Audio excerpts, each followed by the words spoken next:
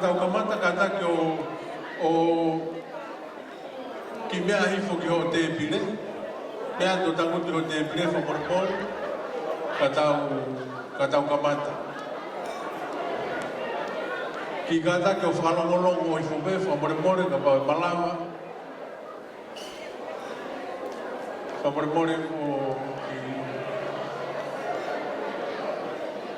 May your attention, please.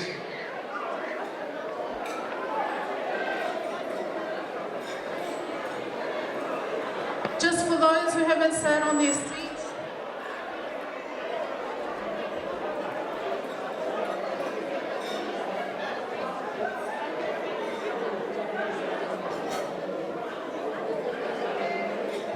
Test this. Just for those who haven't sat on their seat, we are about to start in 3 minutes. Aia te taukamata e kolokalama, I he miniti pe e tolu. Kātake, if you haven't been seated at your seat, now is the time so we can get the bridal party in here and get the party started. Sai koe rotononga te nau humai ki he ni koe o mātua koe a Solomone. Aia ko Siope, Lui Pope, pea mo Siria Pope.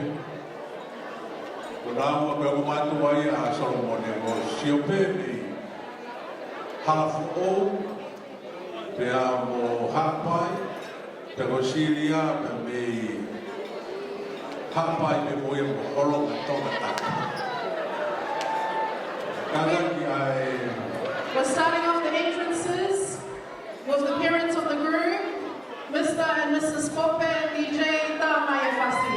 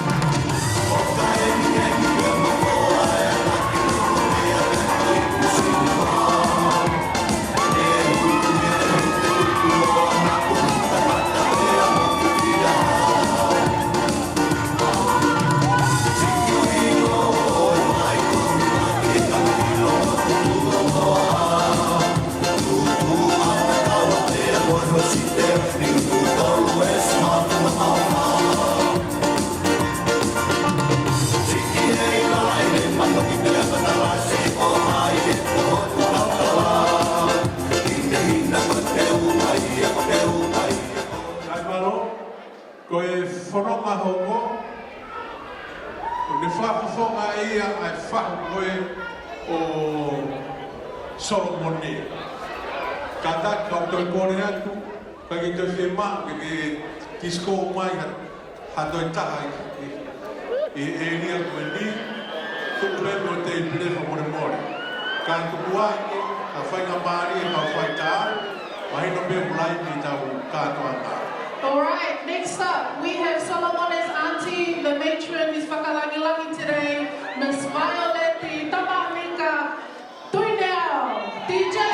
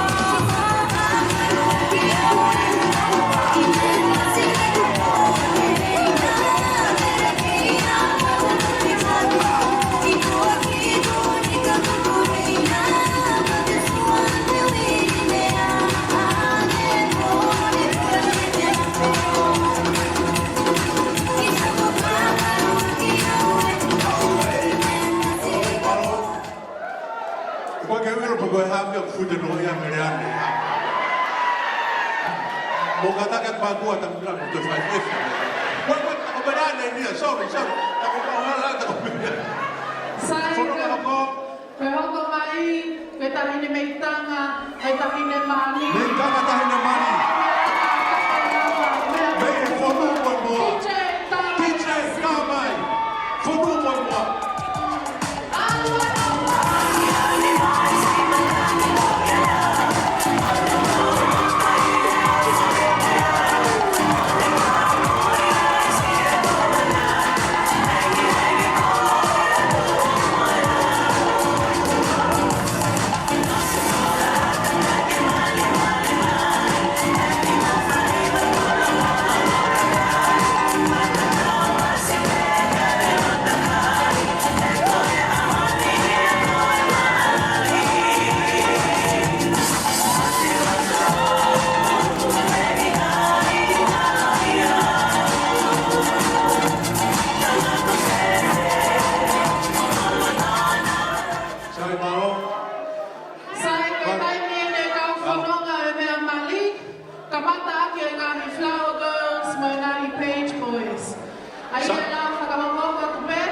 Koe tai nimi koe tai ngoni o koret, koe humai ne tau kau e tau whanau, whamore tuwa ke pe ata ka whangoni, te nau whanonga mai ai.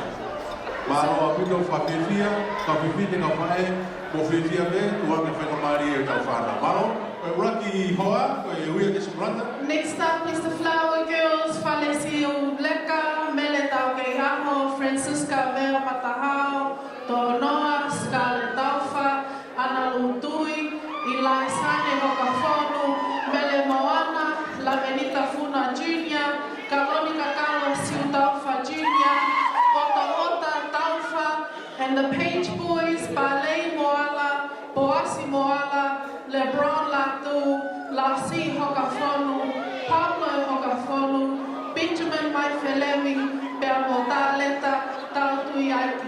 Kau tau pala kau ini hoka fono tata be batu tata be apa?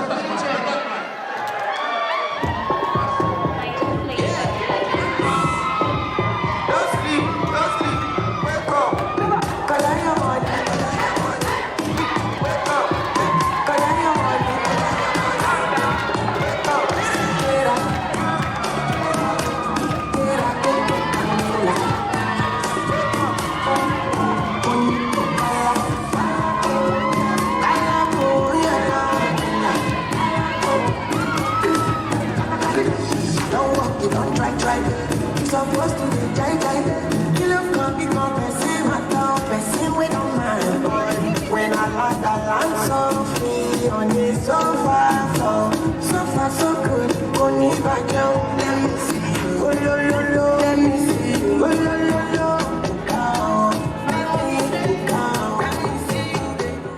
So we are starting the official bridal party. If I could ask you to clear the aisle. We don't have enough money to pay the fine if somebody gets injured in here. The first pairing may and the sister of the bride, Miriam Taufa. Are you ready?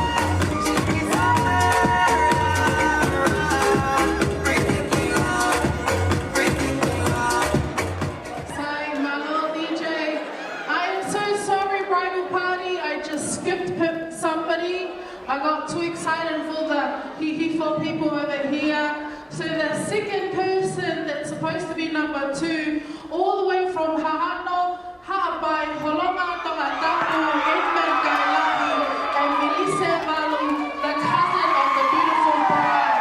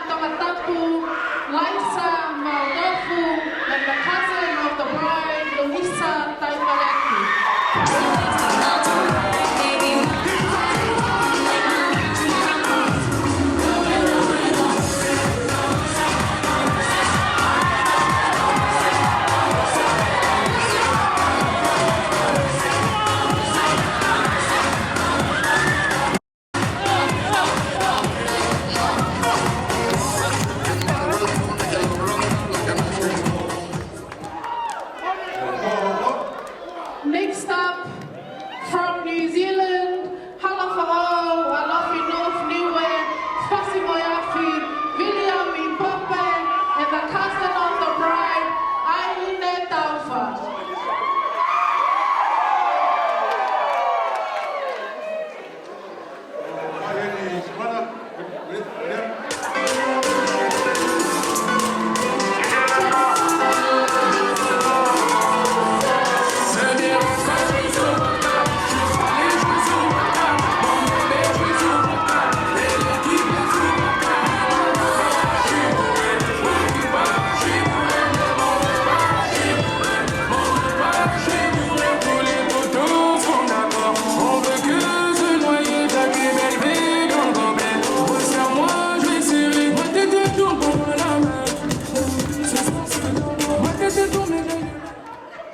Next up, we have Naisa Vera Matahau and the cousin of the bride, Tuifua Moala.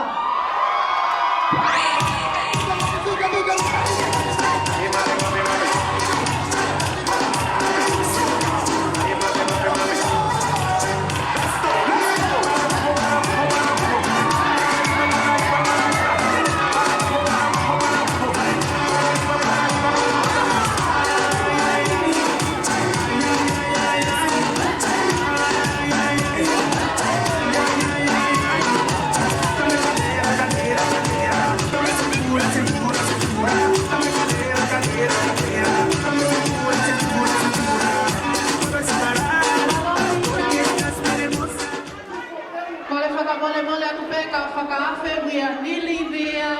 We're nearly there. Number 10, all the way from Homa, Siasi Hokafonu, and a best friend of the bride, Miriam Prescott.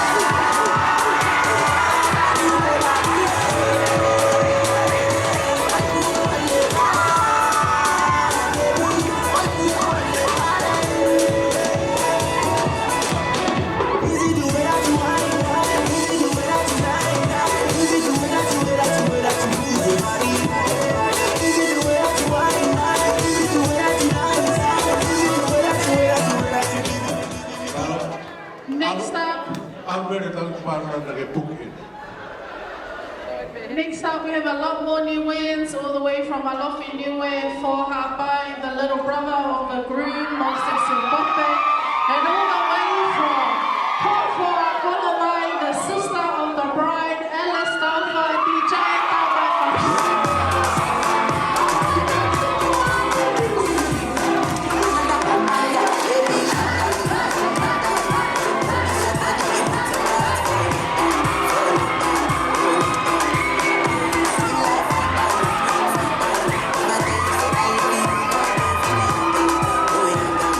No, no, no, no.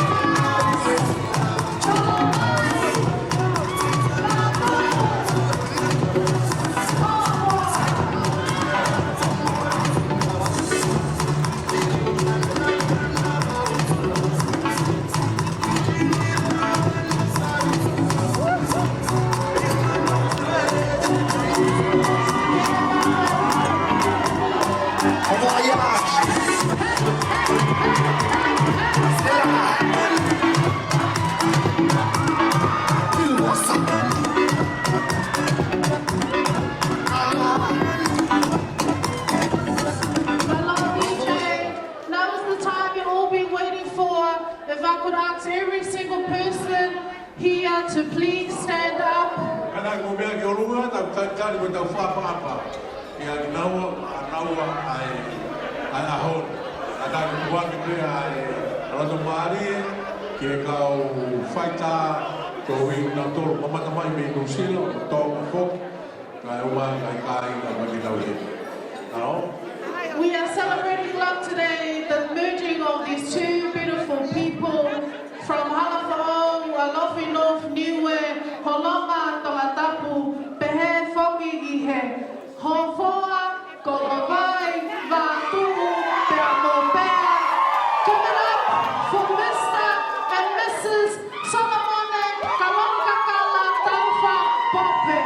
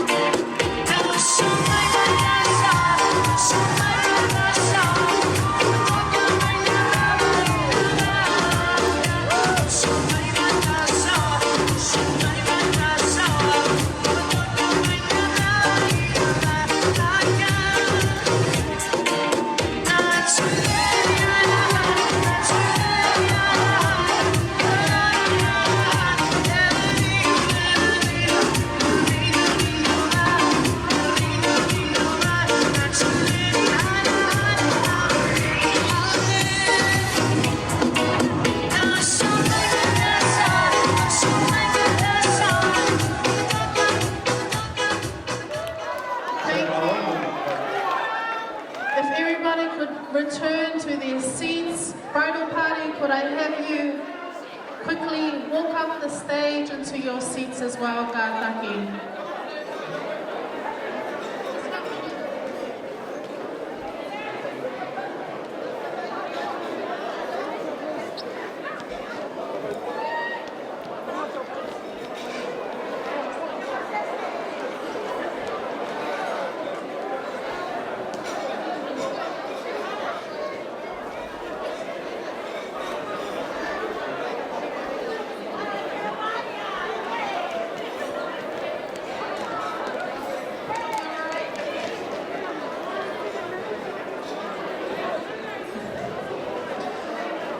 Sip your water, get some juice. It's going to be a long night. Refresh, take a little bit of a break, cool down.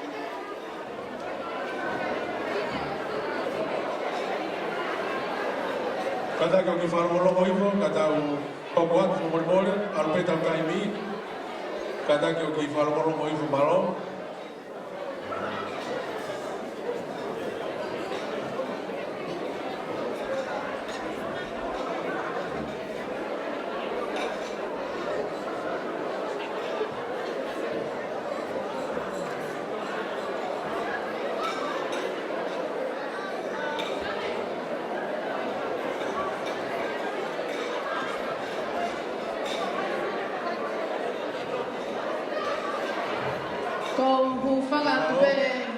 ngahi whatapu kutoa pē.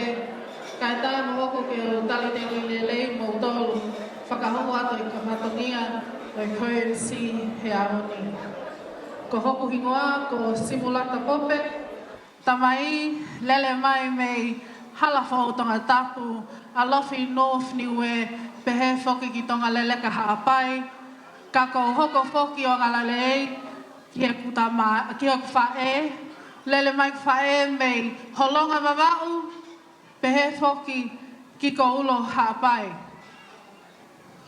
Pea ko fie ke o tu whakataha mai whewhekau. Lele mai me nu sila o whakahoko atu ai whatongia koe ni. Welcome everybody. If you could just turn to the person next to you and say, how good looking are you tonight? Because everybody be looking fly here in Australia. If you turn to the other person and say, we're going to have a good night tonight. Oh, watoi tuku a iwi. We warmly welcome everybody here tonight. I am your co-MC and we are ready to party. Today we're celebrating the beautiful love of two people. Myself and my father has come all the way from New Zealand to humbly take up the bland duty of co-MC. So we're going to keep it tight, we're going to keep it smoothly, and we're celebrating love tonight. For the house rules, if you guys need to go bathroom, just down the aisle and turn to your left. If you're feeling a bit dizzy, the same way you came inside is the same way you go outside for fresh air. And please, we do not want anyone to get hurt tonight. So make sure you eat, make sure you have a merry time, and make sure you celebrate love. Ka iai hato no e ongo wensi, ongo mga hufanga atu pe he fia e aho. Ka iai ha whatongia e tō ke he atu mea maua, ma ko le whakamole mole atu pe he koe ongo niwe foki.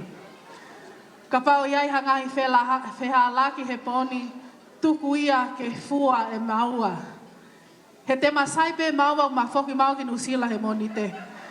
Ai au mau tali lelei, a ke mau tolu hono kotoa, ka e tā ke whakahoko atu ai poni.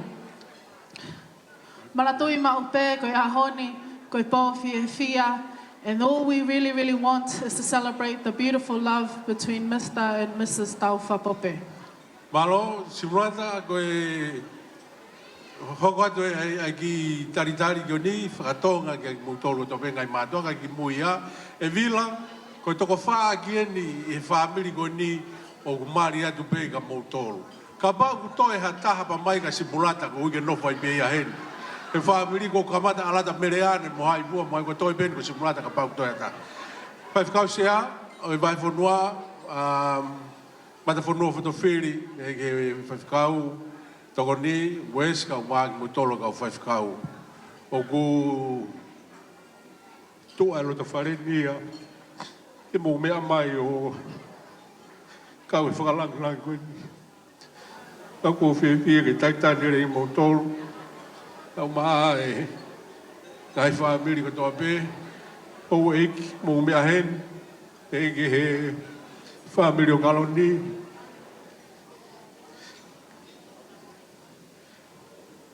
Whamalo lahi atu mo mea mai aoni, e whewhini ke tau kau whataha ki whamiri masiwa koe.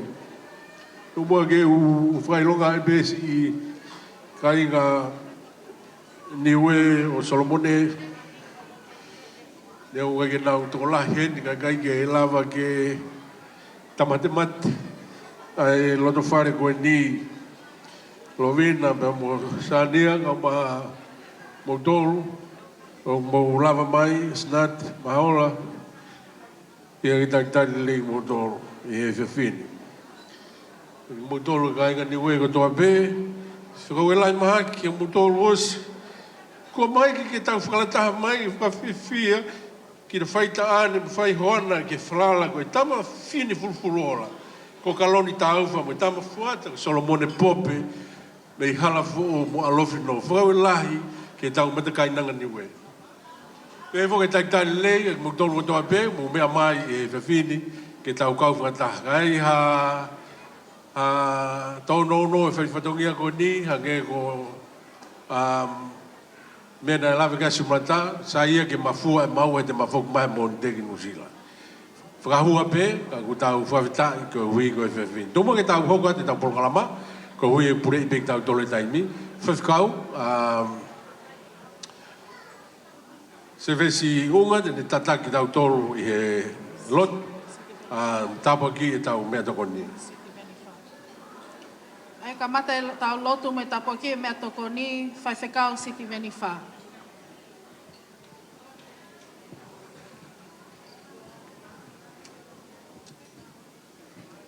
Tau lotu pe te tau hima pehe vesi pe taha. Tau lotu.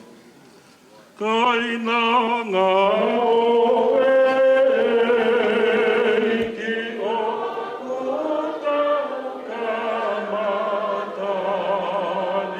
Aena kakai o e tane te ai te ke mia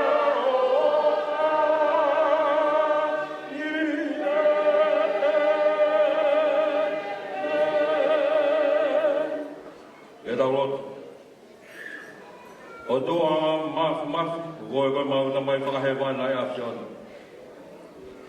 O mau whakawhitai ai, e a ofa kua fuu pehe whau. O mau la kai, ai kōmina lipe, o e whakahopo ai ua koe taha. La ko mau hopo mai eni ki he maarari o e aho. O kumami heni ke mau kaunga whamaoni whakataha te moiongo whamiri. Ka maa ke mau tōru hono kotope. E ha mari ko iai ai awhiona. O mau kore o toa. O mua nā ke mamao ma te ke mau tōru. Ke tau whea ao pia mkoi ke he ngata anga o e whioki te mau whai. Eiki o mau lotu. Tā pua ki mai. Ai ofa ko tuku. Ka ilo ai a hou eiki. Maha mata pole. Ka pehe ke hongo mea mari o e aho. Hongo whamiri pia mu matol hono kotoa pe. Wa malo hea ke homau sino. Ore kātoa ngai mea ne hua whapesi su. Awa koe homau whakamu ui. Amen. Whamalo ati ki whaifukau, se vesi unga, malo e lawe tau mea toko ni. Ka kona e whakahau ko atu pe e kau keita ke ngai te pire. Ka te tau turi pe ko hui ko tau taimi, ko hui pure ki tau toru e taimi e pōni. Simrata? So the wonderful staff here, they're ready to roll. So we're opening up the first course. If the first course could settle in. Pea tau kamata e pe, e tau ngahi lea. Koukole atu pe ke whawhawhonga ai tamai. Me tawhaake e tamai a Solomone. Ke mea mai. Pula tonga whai e tau mea toko ni. Whahau ko atu e sānia puna ai lea whawhawhonga ia o e tawhai koeni a siope. Ko sānia au ne ngā wea ki ai mauhingoa hingoa mata bure pe na to e taine kuini kono kāinga fo kāinga niwe ko buri ki Tonga. Pea whawhonga atu e sānia ko tolu ka ke mou mea e sānia ko ne tangata e ki o si ia i e tangata e koeni a siope. Alo. Tapu ki he awhio ai o tua, mafi o tau lotongo Tonga. O kune haao a mamani katoa. Lawe ai ki tau tolu, ko e kainanga o i whonua. Whakatapu atu ki he whewhine, me i he motusi o wailahi. Moho weik. Whakatapu atu ki he hoik whaiwhekau. Moki mou tolu katoa. Mou mea mai e a honi. Ke tau kau whakataha. I hono whau. O i whare wha owen. Talangata te awo whai ki tua. Pea puke mua e ha ngata mo tua. Kai tuke tala o tau honua. Pea e malu ai. A whare. Malu mo tua. Teke whaki whakahoha a. Urake mea ang whai kai tonganga. Tua mua ke whai aki. Whakawheho ko tāki atu. Koe mo tua au whakahoha a. Ko puho motu sani a puna niwe. Ko tupuanga o e whaife kau mo siope ko tangata ko Solomone lui pape. Ko tupuanga o e ku tamai ho no hingoa ko suria si whainga anuku puna. Whae peta. Na mau tupu hake i hala fo ou, na mau mata whare taha pe. Kai kio toi whakaloloa. Malolo atu e a Solomone, malolo atu monuku, kai whanau pe. I mau tupu hake. Na te avo whani au pito e mau wheohi, ai ango whanau koe ni. Pea meiai, o au mai ke honi. O kukei hoko atu pe ai wheohi ko ia.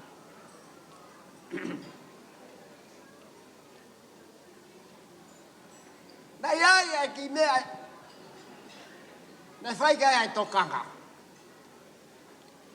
Koe ongo tau te hina koe ni, na nanofo wheofo whani, ya mau tupu hake pe o mui ai. Whakapita i heiki. Tokanga lahi he ni ke hingoa nai pu aki mai he whai te kau koe muri ki Tonga. Koe kakala ia ku laukawaki he niwe kotoa. Whamore pe, koutu pe ku mea i he whahinga. Koe kakala ni nai tō mea Queen Charlotte. He whai whakatongia e ka inga niwe ki palasi. Whai atu. Tinangalo e tahi nege ai hingoa e kau niwe. Ne ai no pere nai whae niwe ko luani. Ko ia nai latangi ki halafou i kau niwe. Ko ia nai langi o whae e pogi. Na koe pogi e mata apure kau niwe. Koe kuia ta masigo ni. Nai whae no pogi e no pere luani. Pea whanonga mai ai kau niwe. Whanonga. Pea malolo a Solomone. Kei moi e motua. Toi lava ke aluani o whae e pogi. Pea lue mea e motua aku. Osi moia. Toi peni mau tau ki hala fau mau kei iki hake. Pika ne ai e kakai. Na kei lalahi taim koe aku mea i he whai te kau. Wes. Pea kei whakatataha ki mātu ako e ni. Ha mea whai ke he muri ki Tonga. Kua pekia luan hala mo tahine ko ini. Ka mau ki whakataha to buhu. Tau mātuku o ngawe ake hingoa. Toho pe ka. Niwe ha whai tu muri ki Tonga. Ta ko hinga ki lawe ki ai whakamore aho e. Tahine Kalonikakala aho whakawhiawhia ai.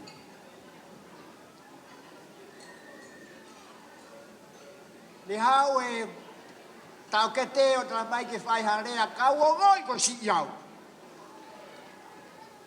Ka tuku pe ke whai haki i lea. Ka ki muia Kalonikakala o ku tari whiewhia koe kau niwe. Tari whiewhia koe kau niwe. Wai e whai rea whakapalangi. Welcome to Niue Island. Whakatonga. Mea mai ki api o halafo ou. Halafa ta whehinu walofa. Api a ou. Wai a wai whiewhia he aho koni. Teke wau ka kuki rea. Koulak whiewhia peo sio ka Kalonikakala.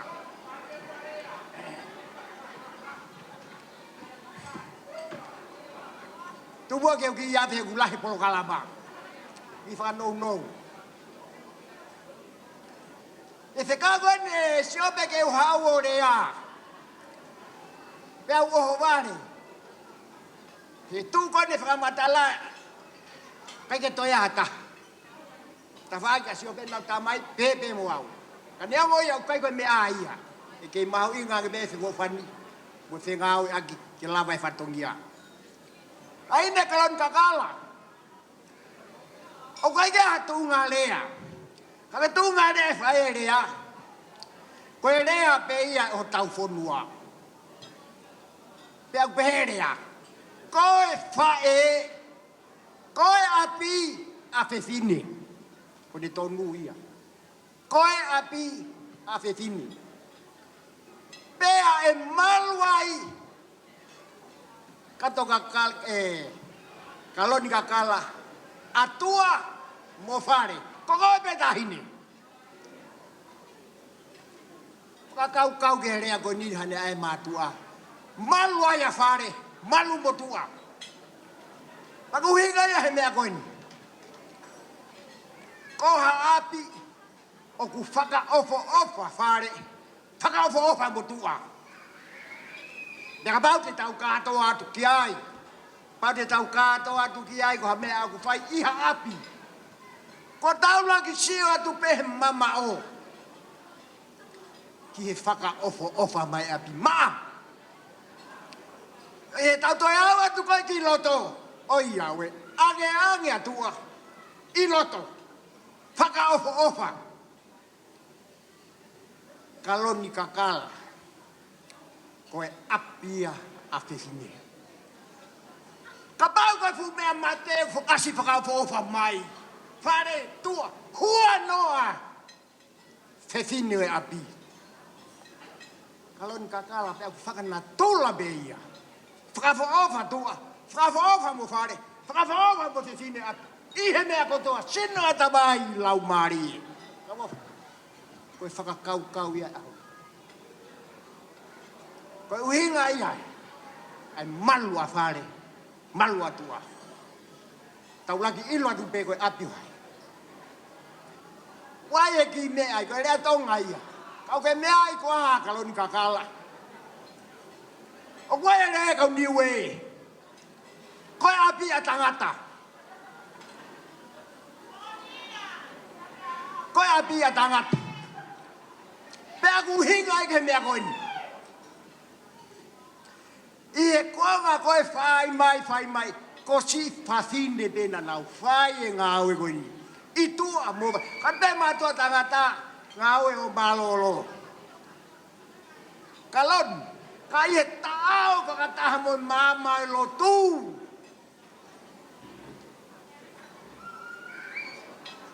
Oku pehe api a tangata. Oku pehe Solomone. Ko winga api a tangata. He kai teke hau peo malolo. Na koe uho e rea koe a kau niwe api a tangata. Ke mo whetoko ni aki. O atu ke hau e foi tu whakaholo ko ia. Hau pea te tineo whai whakamāti. Pau ke mo whetoko ni aki. Ko hinga e whakaniwe koe api a tangata. Solomone, koe potua u whakahoha. Koe hau e agale rei. Wawia ke taimu tango kuhoa. Malai ke tawhaki. Tu mai ka te au. Alfa kataha pe, a erifia, moe anga le rei, moe hao tai. E kai teke pe koe bon koe tahine anga le rei a. Whawhetaka.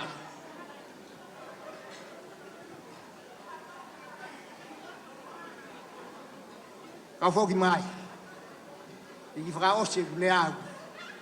I loa, ka mole atu. Nai ai e kau whai te kau. O mea ia e ho eiki. Nai ai e kau taula eiki. Taimi koe tau whanua i Tonga. I he hake mai koe ai lotu whakaristiani. E ne hake mai, pe nai whai ai whai ngā kātoa ngā peni. Ai ni u hae ahoni.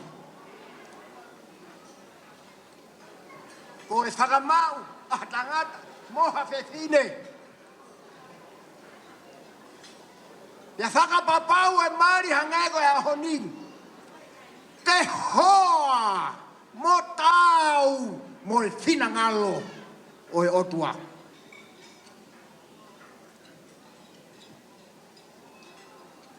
Ia waoni ai himi ne ka matagi he whaife kau.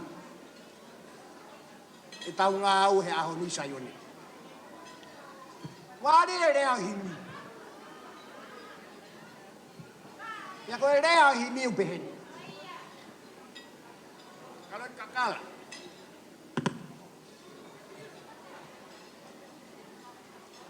Koe fua tapu aki e tau tamai ia. Ke hoko ai mari. Koe koto fia. Ke riage kai ngā kotoa. Solomone piki. Ke o whanga. Solomone piki. Ke o whanga he koe matai koloa ia. Kau toe ai atu. Si oku foha. Pikia. Pikia. Ke o whanga. Koe ai matai koloa. Fisi moa ihe o wha. Ko e tu uni ia. Ai wholofola. Levereva atua he whaha. Kau tatau atu. Whawha malo atu Sania, malo. Tawai ai lea a whawfonga Sania. Ange koe mea konu tohangia Sania. Lea kau niwe koe api a tangata. Kaloni. Ka whakapiko a Solomone. A kahi ki tapai ki te koe whatongia tangata. Koe ngāwe ka kokore atu kau rea. Ko hui pure i ta tolo i taimi, ka taki o toi ki no wange. Minit pe tolo, fe unga, ko hui ki toi lahi ta pulu kalama. Ka au pure i ki tau tolo e whaleni i he taimi. Koe ko kore whakamore atu. E te taulava pe o rea ka atoa, o whai o whiawhia, ka pau e toi cut short te angi. A e tau, ai rea ko hui ka taulava ka atoa. Simulata pa mo hoko atu ta pulu kalama, malo? Sai koe hoko mai, koe lea e whawhawhonga e tamai a Kaloni, ka taki Kennedy Taufa, me a mai ki mua. Ospeia, teu mai ngahi lea, family whae, ai ongo mea mali. Next up, we have the speeches from representing Kaloni's father side, and then after that, it will be their mother side. Malo pito. Tulu watu.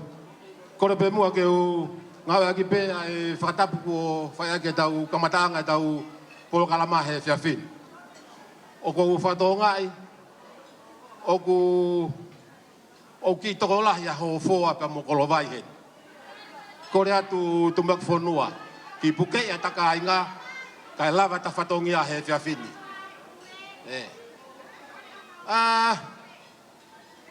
He kei tau tau e fu whakaloloa, kai whai peha ki lawe hange koe whatongia koe o ko tuku moa ko he whiawhini. Koe tau ihe ni, o ko mana tua e kua e rea tu whanua ki tau tolu ko whao ke more atu me he tau whiohi a ngā. Koe whanga.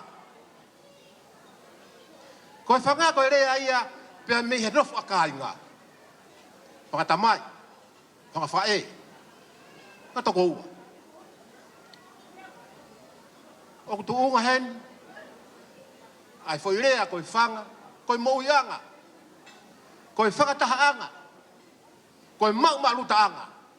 Ka uhoko atu e atu ai pe, ai whakahoa na te ke osi na te ki whai, e muri ki Tonga. Koe whanga, o ko mana atu ai ki he, wai pako tuipe koe ka inga heni, i he wesina na nau i he mana tui, ai whare koe a saswesina na koe aka whakaristiane, na tui ai nu walofa, na e ui koe whanga o taha wesere. Koe ngahi whanga, ko hoko koe whaakinanga. He ka tau tai pia manga, koe maluta-anga. Ka pau te tau wakai e he whiaf koeni, e tūnga au tau ia i he malumaru e katoanga e aho koeni, ko ki tau tolu koe ngahi whanga. Oku uiheni, ai whanga tamai, oku uiheni ai whanga toko ua, oku uiheni me whanga whae. Koe tūnga kaunanga au ki ai e tau ahoni, au tau ia i he ahoni. E tupuia me he whanga. Ai ongo ta whaaki. O kua ia ta whaake taha ka pau te urea. Ke uto o mai ai whairea koe whanga ke uhanga. O whaka uhinga i whaka e au pe. te pehen. E no fo pe whanga, ke ne hanga o whakatonga i koe haha mea, e te waki a ene whanau. E no fo e whanga ke ne te i hono api, e no fo e whanga ke ne hanga o ngauhi ene whanau ke whakafofa. Ko manatu ke taimi koe i he hou e ki, na nau ngau e ake mea koe ni. Ka whauwhange ku ai haki tō mokosi huvaka e whakatapu. I he whafonga ene whanau. Na ne hanga tula. Pene hanga osi ka hiri ko ia. Pene hanga reo mai aki mo uifa. Ke ne awa wat. Ke whonga ola. Pea hoi hoi fua. Muri ki Tonga. Whamone more atu. Ko e ku kakala. He ikai ke whanonga toko taha pe kakala. Pea kapau, e whanonga pe kakala ia te ia pe ia. He ikai ke lau ia koe kakala. Pea ka whakotu rewa kaloni, ke na whanonga whakataha pe mue kakala. O kuia, koe kakala, kaloni, ihe, mea kotoa pe. Ko e na ae ku kakala muri ki Tonga. O ko whakia te mau. Ke whaia ki hao teu. Whiunga maua. Whakia te mau. Ke whaia ki hao pui. Tahine kona. Kos teu i hamea katoa pe. Pea oa na ke whakakau. O kuai ha whotunga. Erewei ene whakakau. Na e osi au ia. Na e sea ki mua wifa ia. Na e au aki. Ke whonga ala. Pea mu whakafofu. Koe mo wifa koe na e whae koho no au. Na e kake toi whae ia au ka mea kehe. Toi tapupe. Koe ia ho mau maruanga. Pua Moimoi atu. Hoi kume ka ainga. Na ia harea tō tua pita whiunga. Koe whanau pēni. Tua whae ki atu. Malo atu, malo e ai whawhunga koe ni pia ko tui o ku mahatua ki mawinga pit. O ke whaki mai koe a Kaloni. Ka koe mausi ana, mai tolu kosi mōre tu peu te ke whai mani. Simulata pa moe hokate ta programa.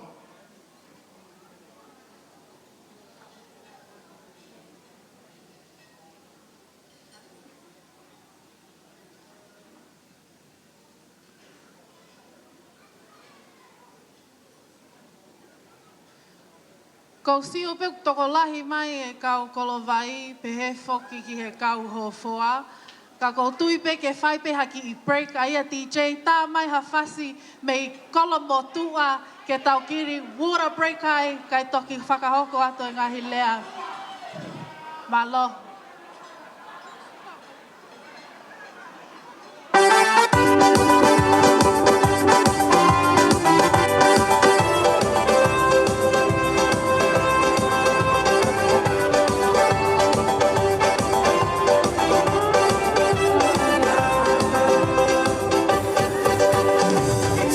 Sweet,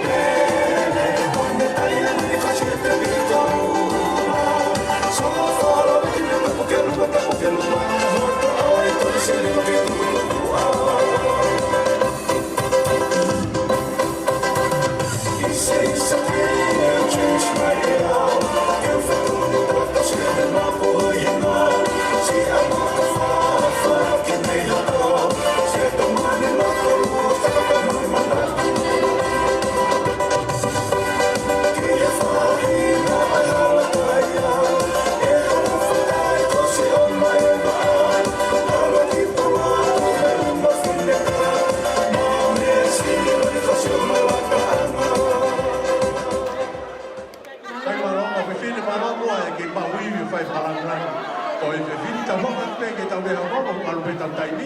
Ko leha koko e whawhawhonga ia o e whae koe ni Solomone. A ia koe leha ko ni whawhonga ia e wafi kua kama me horonga. We're up to the representative from Solomone's mom's side, Samisoni Tawalangi. And then after that would be the speech from Kaloni's mother's side, Asibeli Taipaleti Deudeu Mai Te Hawatu.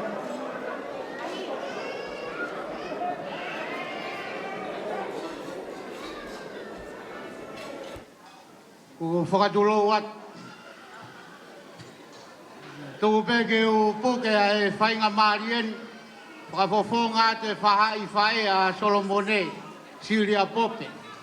Me he whoi one, fumaka ko Pauline mo ano he hea. O ku hingoa ko Samsoni Tawelang. Ya ko whatapu ke a pia o tua i o tau lotolotonga. O kore ke uhu whanga tua i ngai tala whakatapu ko toa pe. O si ono au whaki me i Sayone, o au mai ke he kamataanga e tau katoa ngā. Ai tupe mua ke u hawa tu he o whakakatoa e whatongia, o si whae koe ni a Solomone Siria Pop. Ka vei ngarea, Solomone mo Kalonikakala, mo ofa ki he otua, a ki he kotoa homoloto. Mo ofa ki he otua, aki ai kotoa homoloto. Wa more pe koe winga pe ai ki fotu whakakaukau koe ni. Tokoni atu pe ki he akonaki ko whai hongo mātua. Pe pe ki he whai whikau sea mo e whai whikau pure. Nana whai ai tōkaki pe mo e akonaki ka ki moua i Sayone mo ofa ki ho mo otua. Aki e kotoa homoloto. Tuku ke wafe mai ki e whatongi area. Alo. Ko e whakafofonga o Siria. Ko e whakamalo pe. O atu e whakamalo lahi atu ki a te koe. Wharesiu whae koe ni a Kalonikakala. Malo mua e whanau tama. Ko uongo i hokuloto ai fie lahi. He nei kai ke ua manaki au e iai hahoa o Solomon. Ka koe ahoni, ko e whakawheta i pepa mo e whakamalo, malo wharesiu. Solomone, hei kai te ke toi halau wawe. Te ke he whonu mo e moa pe mo e toa ko puwalu. Hono aia o hono tala e aho. Whamalo atu, ki he whaamiri koe ni e tamai a Kalonikakala. Malo e tokai. Ia malo e ofa ki a Solomone. Lawe ai a siope pe mo Siria. O atu e whamalo lai atu e whaifikau sea.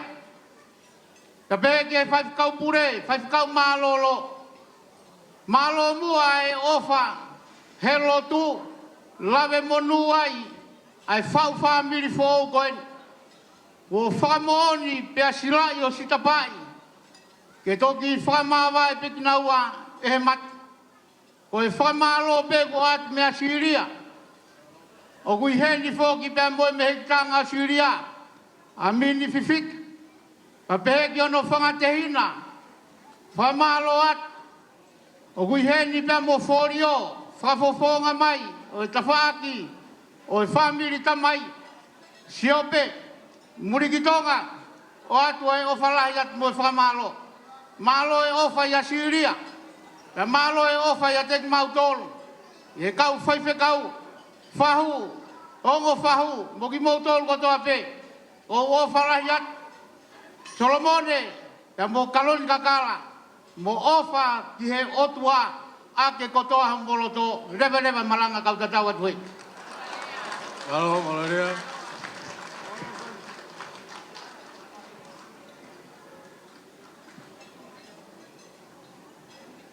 Kole atu ki a Asipeli Taipaleti. Ke mea mai ki mo a whawhawhonga i atu e family whae a Kaloni.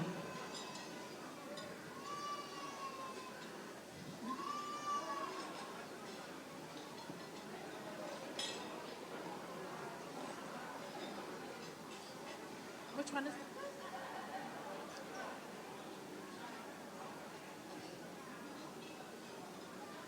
Rea te tau whanongi ai koe whawhonga ia a ta whakwhae a Kaloni.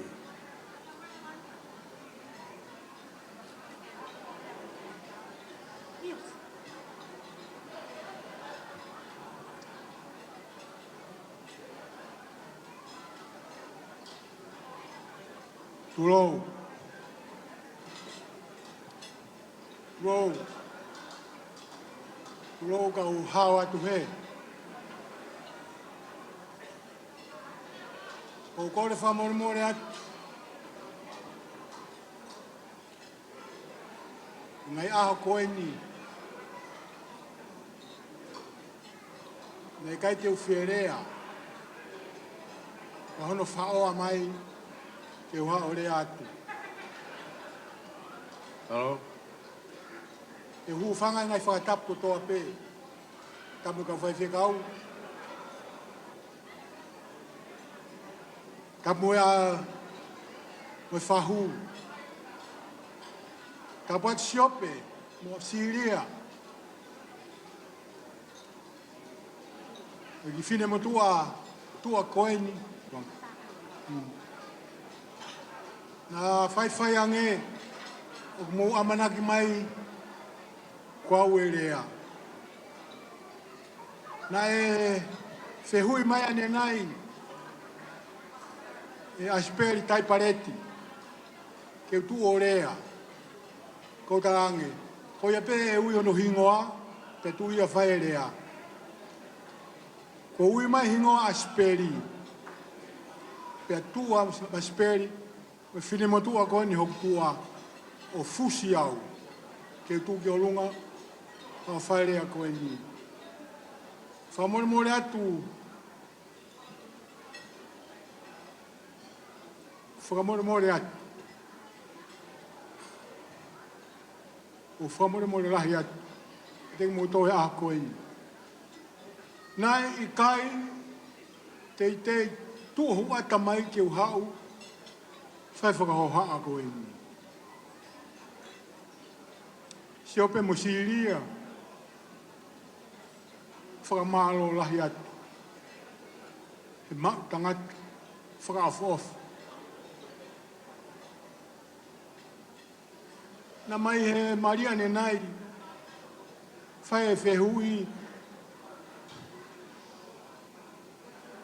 whehui ki o whoha si ope. Taria tamasi hono fure o, alu ki hata, pea kata e kakai. Ko kata ke ha. Ko angai e aho. Ko angai e taimi. Ke te rea aki hotoloto, te aike maalunga. Whakamalo lai atu. Si Siria, kau maasi ope. Nai tonu, ke haupe asperia o rea. Ka maunofo pe ko he, ka me asperi tuko o rea. Ko pe atu kupeato e kai te urea ka ke hako ta amagi o rea. Whai pe ne lau, e maa mai. Whawhetai ke o tua mau ai pe. E ko ia tō taha pe ko ana ki tau tolu. Whawhetai ke no wafa, maa oni e.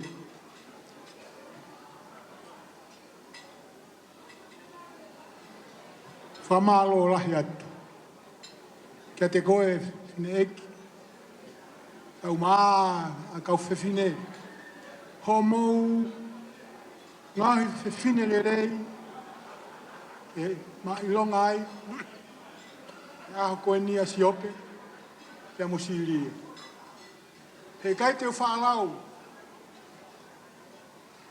No ngahi koe uwhanga whakatapu. Ka koko tō taha pe i whareni.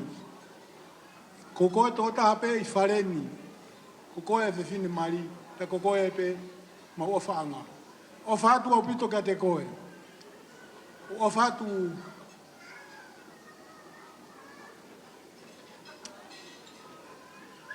si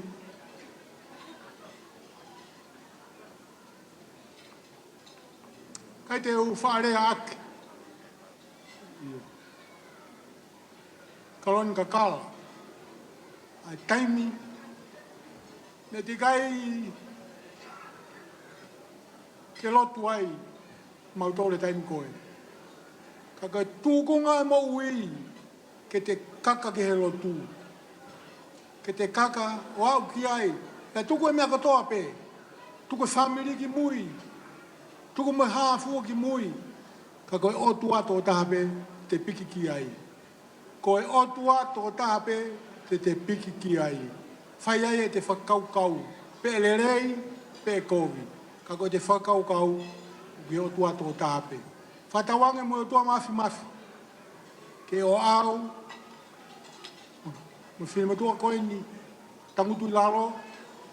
Mo ki mautolo no katoa. A elerei. E afio, levereba malanga, kautawat.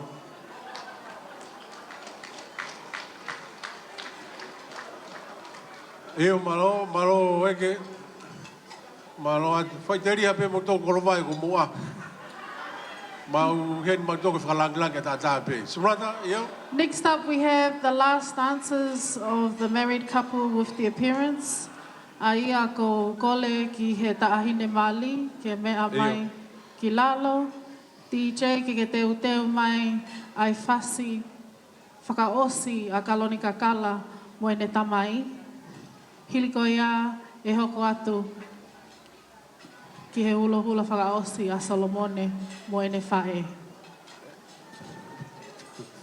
Taufa ngongo pe ki MC, te haa mere whanawhana mai te ringa. Kau tarango simulata pure na vai utai loa mau e simulata. Koe tarunga en koe ki dance koe ni pa te mai ai kau fae ke kamata ke koe a Kaloni pe a hoko atu ai ke Solomone koe time koe ni wangi whenga maari whakaosi ke whai ai ki whari ari koe Kaloni pe mo Solomone. Kokole ni ke tamai o Kalonikakala, ke mea mai ki mua kātaki. Kātaki mai, kātaki a Kaloni. DJ, tamai whasi. Whainga mahari whakaosi and say goodbye to your dresser.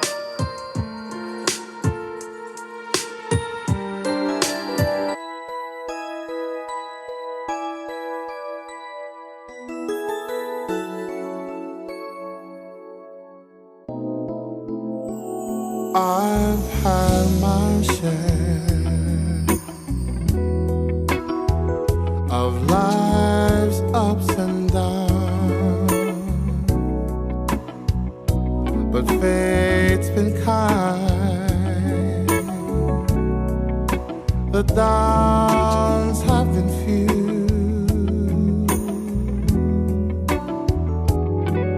I guess you could say that I've been lucky. Well, I guess you could say that it's all because of you.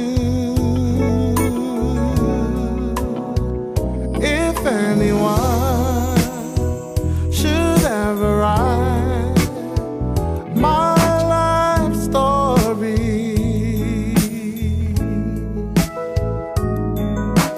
for whatever reason there might be,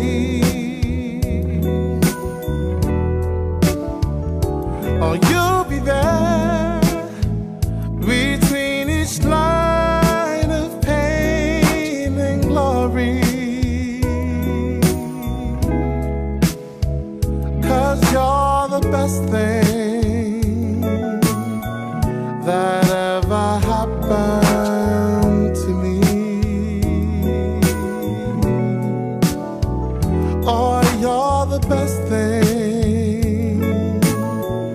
that ever happened to me.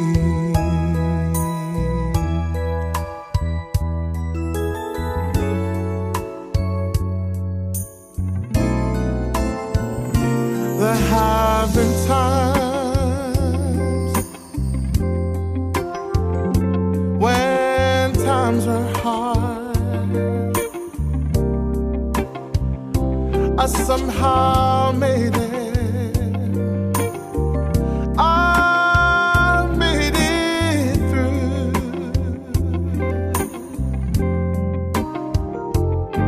For every moment that I've spent hurting, there was a moment that I spent just loving you.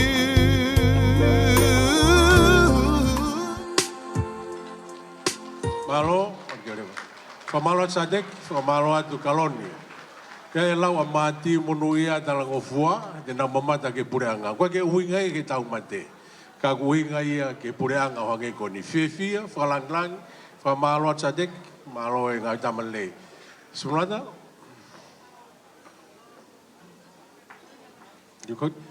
Ko kole atu ni ka ki he tangata mali Solomone pia mo ine fae silia ke mo mea mai ki mua DJ kata kita mai fasti whakaosi ai tangata mali mo ine malo hage ko rea na tokanga kia muritonga ni nai ko tamatu he fae ne o fulahi ko na si a Solomone ka ku ke tai pe silia ko falanglang pe ko wi ke tu kwa tai silia ka tai e kalot.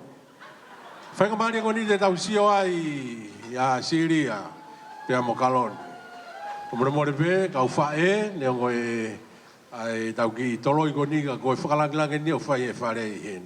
Mau inga o ngai tunga whare. Tā whanga tunga whare mau inga ni ko ka ufae huki ko ni una ono whate muani. Ko hui ko tunga whare mau inga ia. Halo? DJ, mau pe?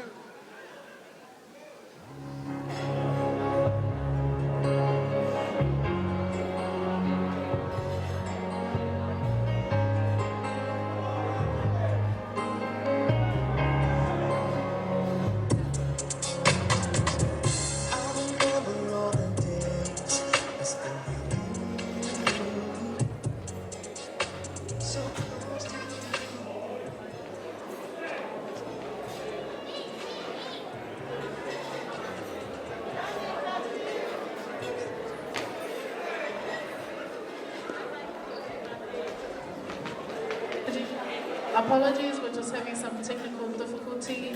A round of applause for the DJ, it's a big job. Thank you, DJ.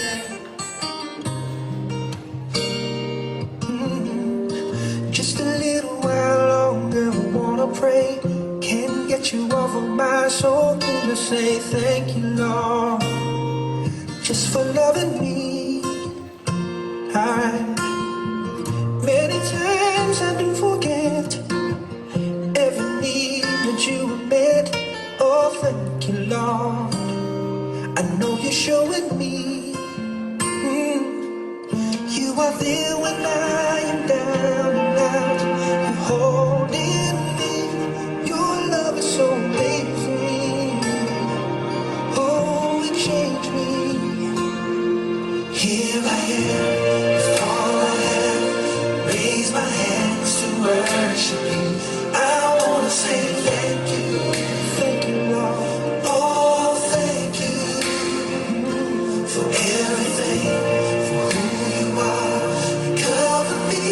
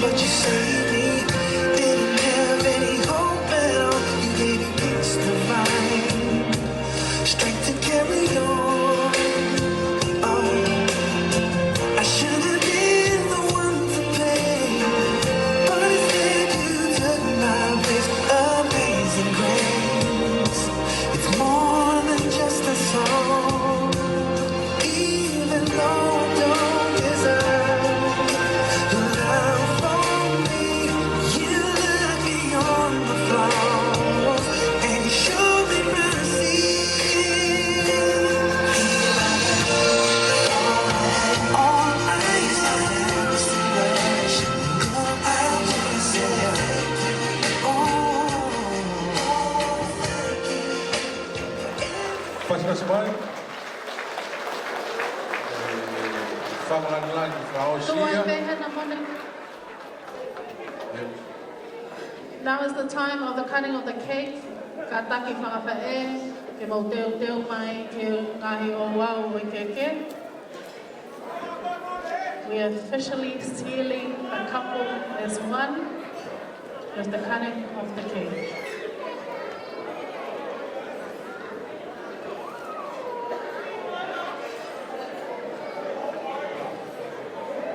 Tau tai moni tau te wat foki ke tofi na keke matu le wa moni ka ia ngai whalanglani a wharen te a se mauia ke whahau o wi goia ai koloa no whamone so mon no kalonia a o ngai kia no Fine moni ta tua te kuanga pure ia wharen we organize. All right, we are ready to cut the cake on the count of 3. 1, 2, 3. So pas katoa mai, Mr. and Mrs. Paula.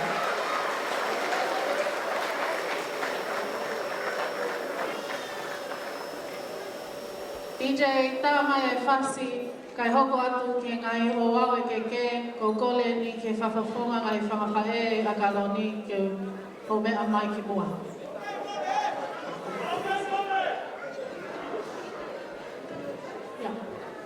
They're going to do a toast first.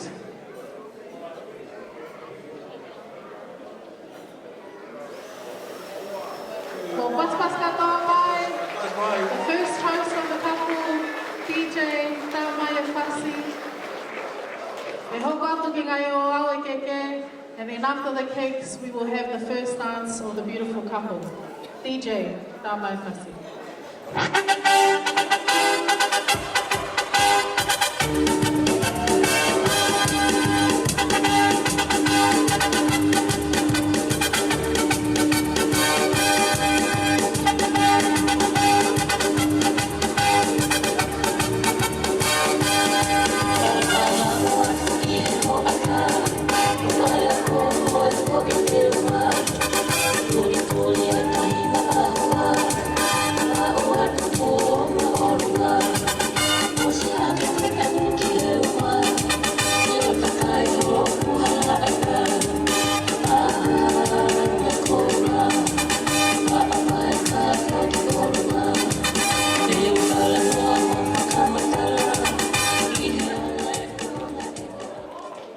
Ka taki mai e ngāhi whae kotoa pēr Kalonikakala si Taufa kope i muani ke whakakato ho Taufa tongia. Whakatapu ki he otua ko e vuni waru o loto tatau. Ko e Immanuela o Afio i ho tau roto loto ngā. Whakatapu ki a hou eiki pe a pehe ki ha matapure. Whakatapu hene ki he tamata eiki whakausea o se asue siriana tau ataina a Tonga vai whanua a Australia. Pea pehe ke kau tamata eiki whai whekau. Ka ata mo oku ai whainga maarieni ke o whakakakato ai whatongia o ngāhi whae a kaloni. Ko e uhinga e kuha atu i he whiawhini, ko e ongo mātua a Kalonikakala si Taufa pope, ko ne tangata eiki ko sa teki si Taufa, pea mei kofoa. Pea ko e whine eiki ko whalesiu, ko lata i whalesiu, tai pareti Taufa, pea ko ne lere mai a ana, mei he whalao ata, taunga peka mei kolovai, pea mo e kerea maka, pea mo e mei vātu. Pea ko e uhinga pāt he whiawhini, ko e whine eiki ko i au laitaha he maungahi whae, pea au sisiri ai e whae, ai ki whine motua kon ko makeleta o whalonga halo i loto, pea hoko e whae a whalesiu. Aia ko e hanga e mautupa ko uhinga e whakautua ati muani ke whakakakata ho mau whatongia. Ko e ki tofia ko e ni nai whoaki pe e Sihova. Pea tala loto ki ai a tangata tohi sa me. Koe whanau, koe inasi me ia sihova. Koe totongi o kune omi, koe fua he manawa. Koe ki tofia koe ni. Koe uruaki fua tama eni a haku manawa. Whanau e toko hongo fulu. Pea koe ki tama koe ni a Kalonikakala si Taufa pope. Na e whai pe ana pōpō tama. Pea mohono tauhiti. E whangawha e. Koe uhi pe ki a aho pe heni. Na e whai hono lotua, pea mohono huwhia a ahoni, pea kone hoko a ahoni, whakakakato e o tua, a lotu mai huwhia kotoa pe na e whai, mai ki kaunanga koe ni. Ne ongo koe ngai whae ta i loa pe a Kaloni, ka mauwhia whia lahi he aha whakakoloa koe ni, ko wausia e Kaloni, a la kanga fo ou, koe whau whamini fo ou, pea mohono hoa, ko Solomone pope i e ahoni. Kaike toi whakaloloa, kau hoko atu ki he tumu aki, o e keke, a Kalonikakala si Taufa, pope i e ahoni, o ku loto pe a Kalonikakala ke ne hiki a keke, ai whahu o Kalonikakala, aia o ku hiki a ki ia, ai ki e Tonga whātu whā.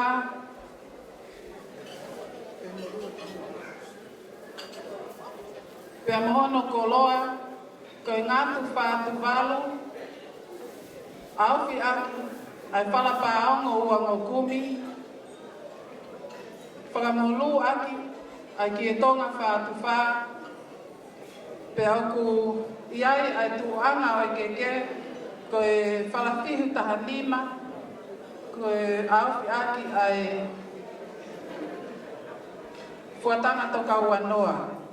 Pea ki ai pea moe tuanga e tau olunga a Kalonikakala si Taufa pope, koe whala uango kumi, koe fuatanga toka uanoa, auwhi aki ai whala uango kumi paongo, pea o kufuaki kotoa eni pea moe ufi e keke, koe ki e Tonga whātu whā, pea mohono kato teu, o kuhiki eni mai mehi tanga, o Kalonikakala si Taufa pope, ko mele Kalonikakala,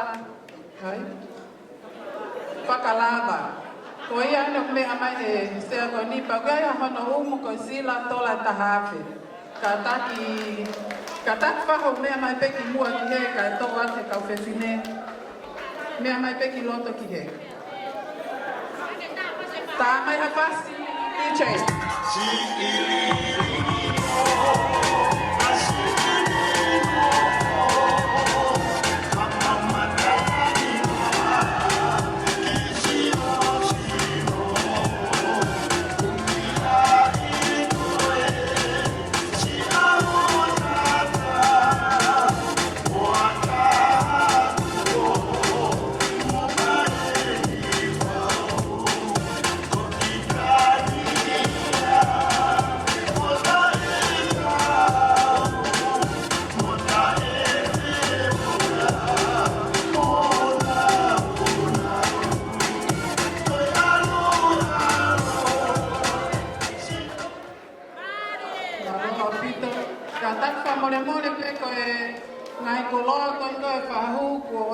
Kato ia i Musila.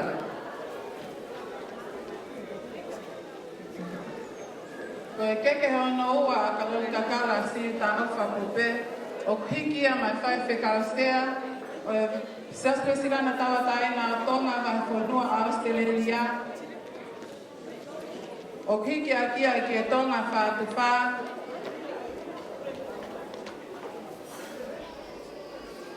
pea mohono koloa, koe ngātu whātu walu, auwhi aki, ai whala paongo, ai whala whihu, uango kumi, pea mohono whakamolu koe ki e Tonga whātu whā,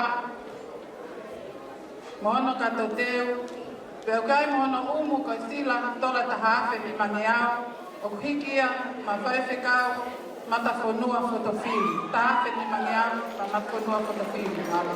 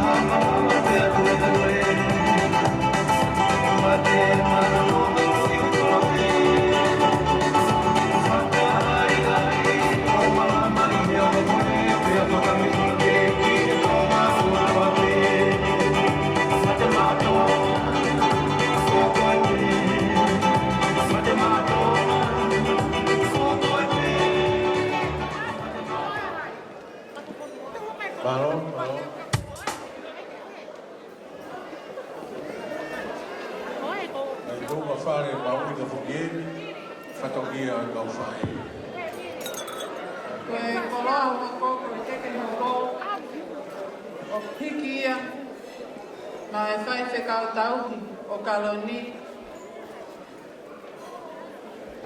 o Paula Steven Fa, o Hiki Akia, ai ke Tonga Taufa, pe amohono koloa, pe ngatu Taufa, takai aki a wharakihu uongo kumi, pe amohono katateu,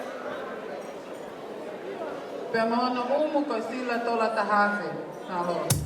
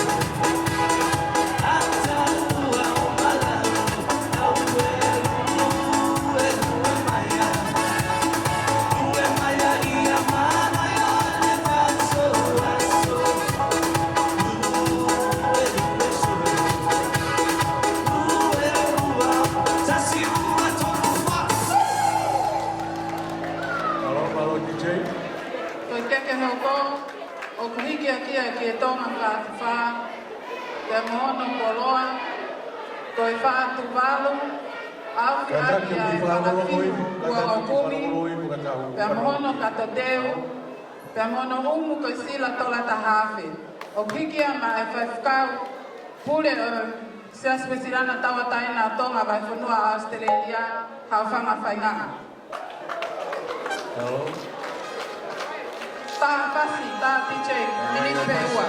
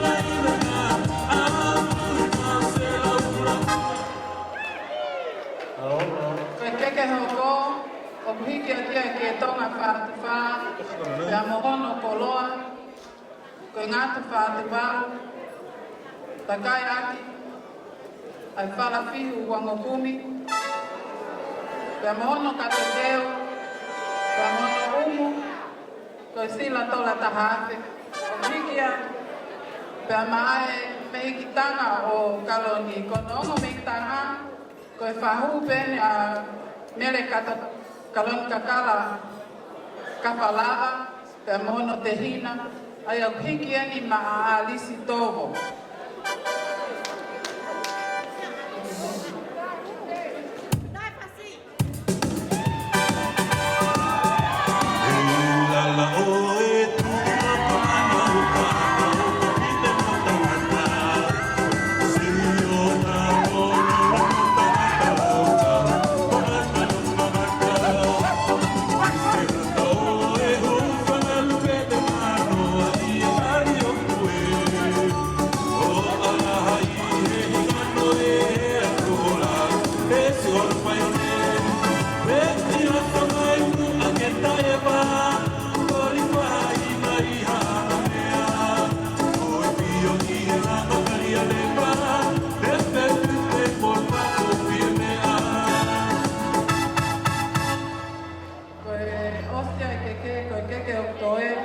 Ko ki tau tōlu ia, mālo. E noko atu heni ki he wala mali o Kalonikakala si tau pope.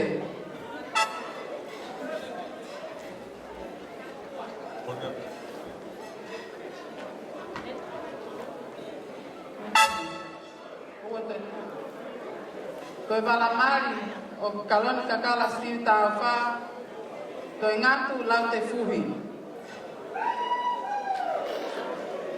Te whakamolu aki, ai whihu kano te au.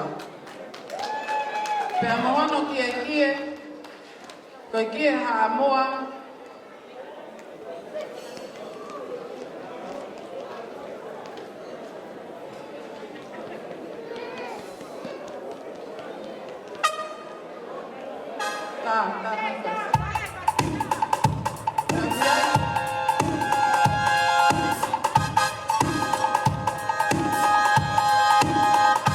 Long ago, so long ago.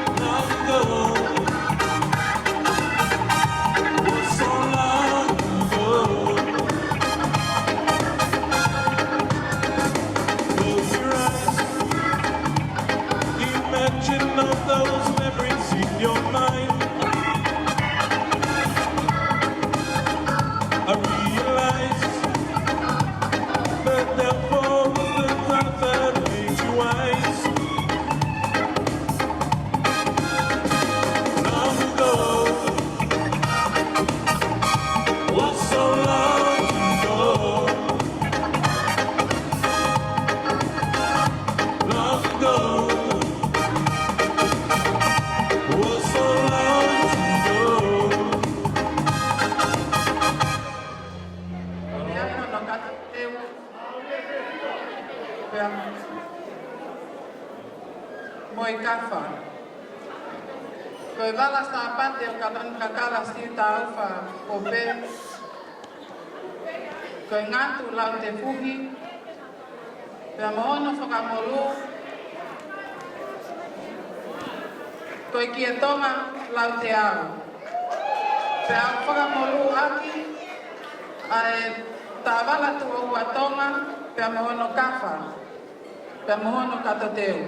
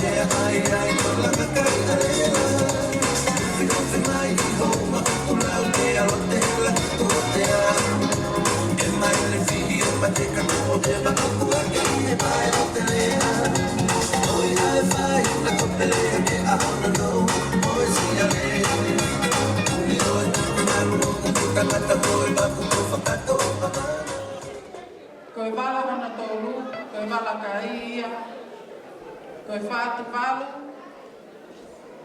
whamolu aki, ai kia Tonga, whātu whā e ua, pea kufungani aki, ai tā wala tu o ua Tonga, pea mohono kafa, mohono katoteu.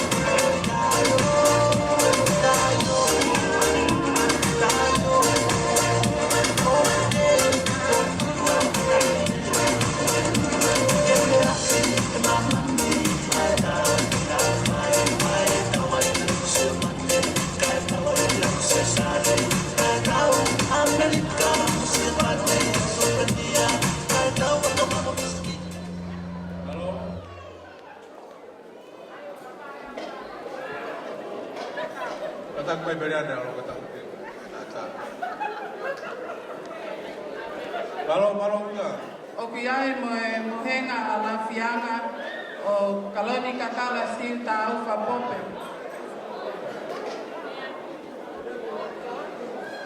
Kataki koe whae whatonton mai, koe ngahi pala o e ahoni, o kufuakia mahai whae si lia si ope pope.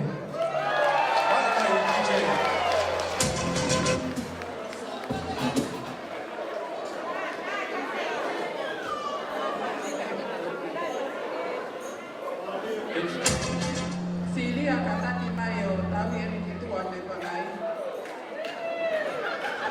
O tu mai kau whiri wāhe kau tanaki e tuena. Tāmai whasa wātu uti chei. Tāmai.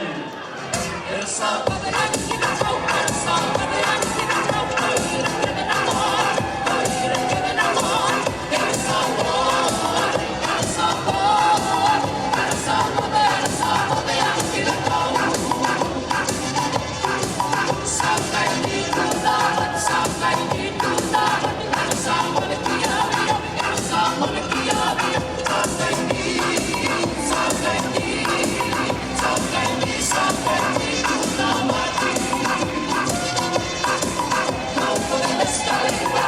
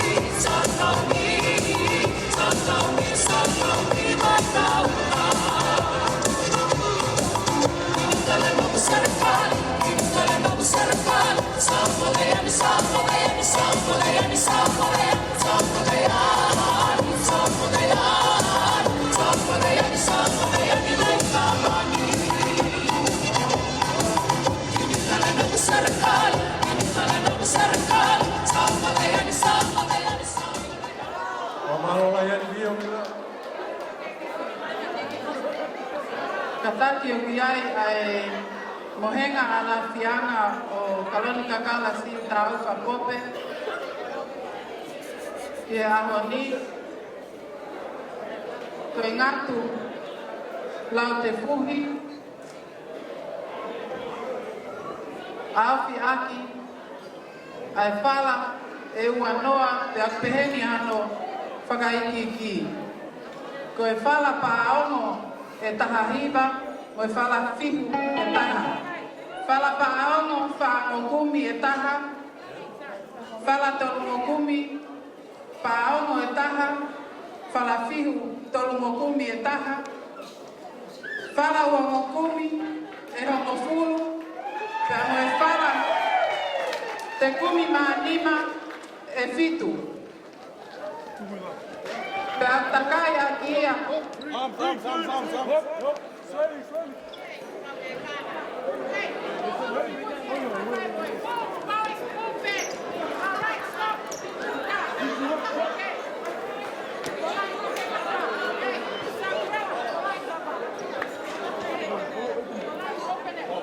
Koia, koe mohenga foaki o Kaloni, koe ngatu lau te fuhi. Awhi aki, ai whala e wanoa.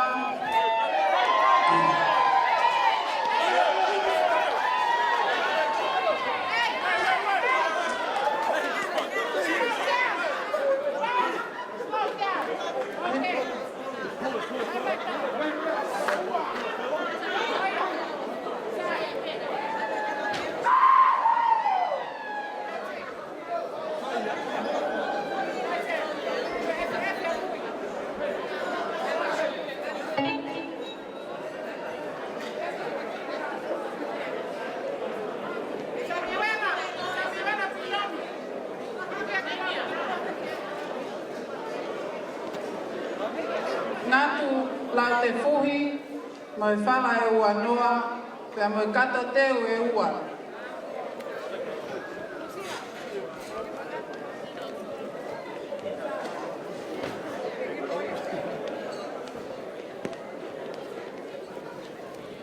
O kuaki kotoa eni, ma e whahu o Solomone, pope,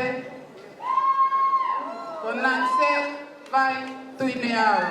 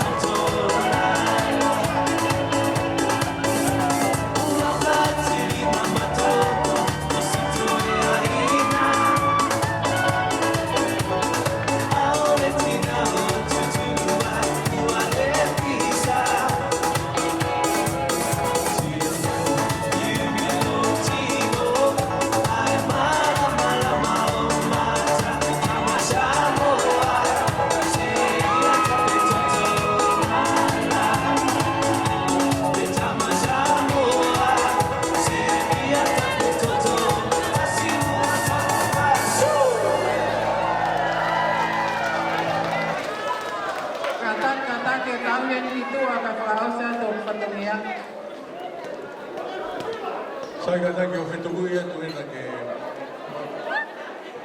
Come on, boys.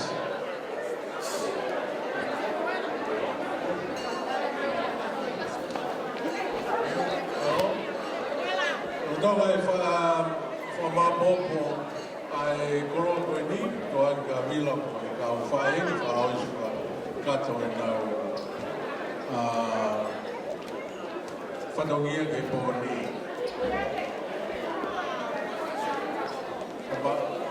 Maro fuke whalanglaki ka whae, e veke ngai tunga whare koe ni.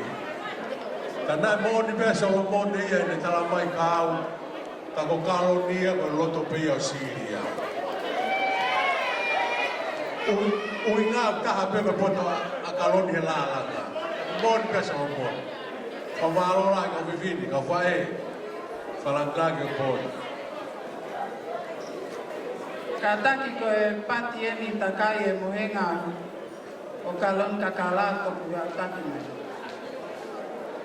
Ka taki ka e whakakata peo whatongia ko e mohenga maho o Kaloni koe ke patoton ke o ki heri ka koe uinga pe ko ne wholamai me meripoane pe o te teo pe ngai whae no ki mohenga maho ko e fuatanga toka ua noa a awhi aki e whala nima whala paanga ua ngokumi e taha o e whala paanga te kuma nima e wha pe a wiai mohono kafu fuatanga toka lofuru pe a mohono whipui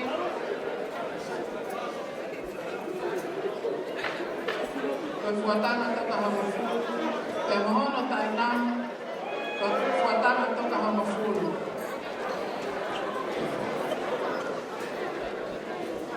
takai aki ai pati fisi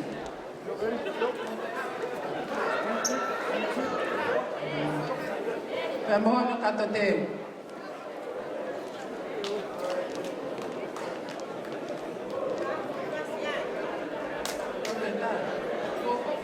Ta foki mai tamai ko ni to ati muie.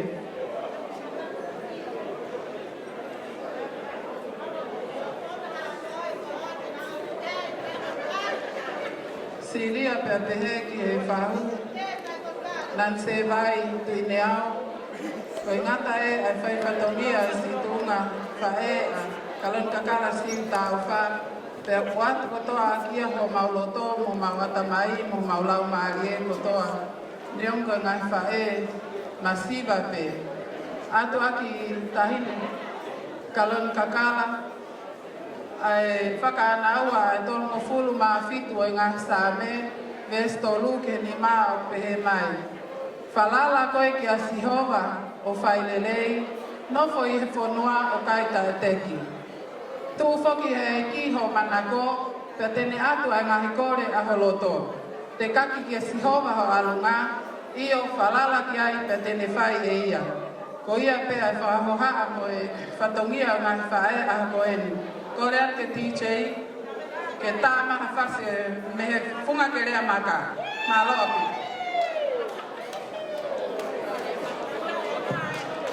Tai vai ki vai fas o me via ia ke ga u fae ko ni DJ ki mo ia para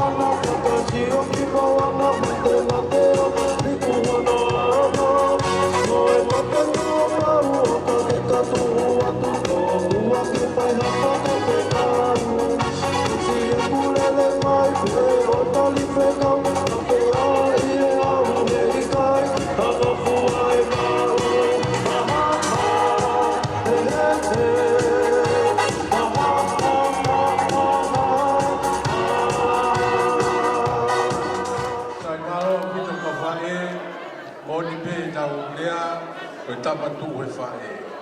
Aho koe ni koe aho ia o mare ia tam. Kua māloa kau whae. Kau hui koe whimaka whaleni nau mea ngā we. E tau hongo atu ki he whainga maari whai ai i Woros. E o mea maari. E aos koe ama te tau tau hongo atu ki keke koia ai whae tangata. Ai te pūlawa o Moimoi lelei mai e prokalama e pōni. Roi whae whakamāma, koe o mātua, koe Kalon, Solomon, koe tatau ia i hala whanonga koe ia, na hoku atu ke hala whanonga whou koene ia i, ia koe winga ia winga ia ki konga ko koe o wau koe ni, taku veko ki o wau whakapālang, ka koe winga koe o nonga, koe whaironga, koe ki kunga whare, ai ni koe hala whanonga whou, kamatai, ai ako kato ngai i kau kene. Mawinga pito ki tau whanau, Moimoi,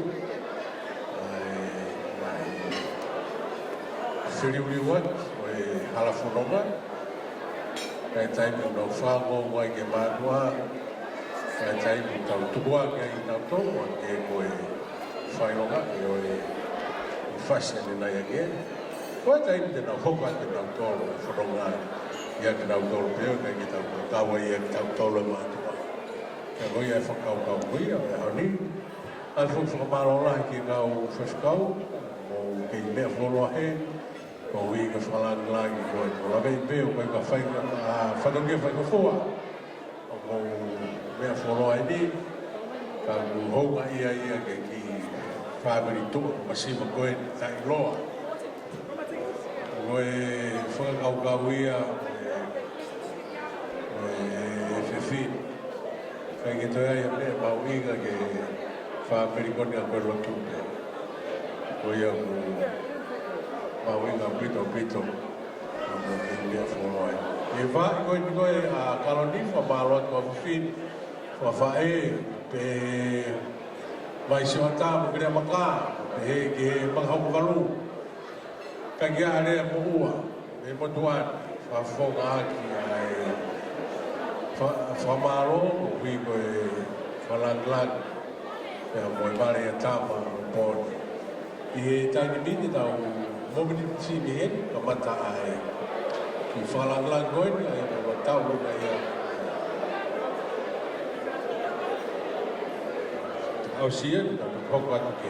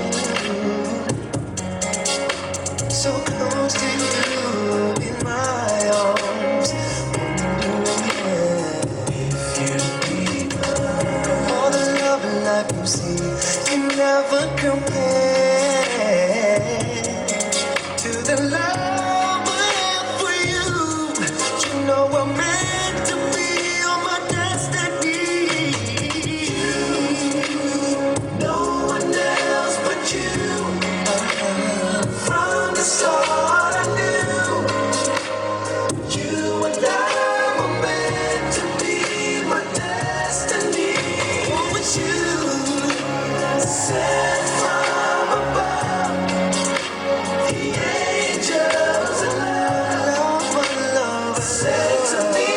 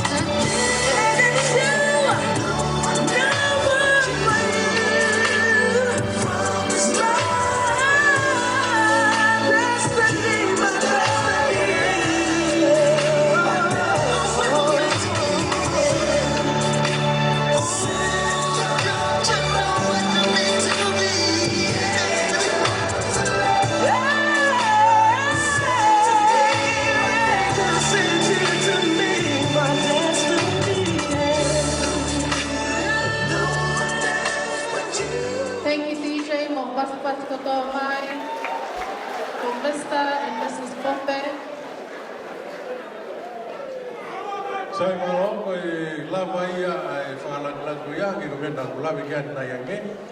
O e whai whakamāwai nai, ka peo moloto whare, na e hoa ki ai a Kaloni, ka maa Solomone. Ia ngā mai ki Stage 4 koeni, ka na hoko atu ai Moimoi, o i kai ki o kau ai ai nā o mātua. Ia goia ai whakalanglangu ia o e kai ni miri, o tonga koeni o tu whātua ai Sēri atu ai tau koe tau koni, ai e koe main course ia o le whiawhani. Ia taipa tau pēne tau hau atu ki he keke koe ia a Solomone.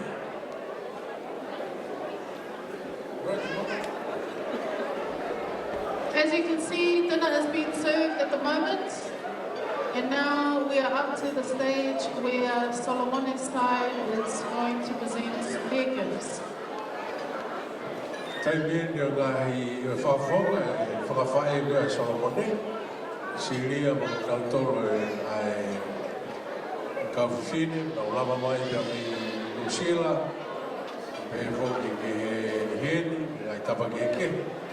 Mai o whawhonga ai wari a tapa kau hino whakaukau koe. E uai ki a o gen ki whahawatu ai whakaukau e mara.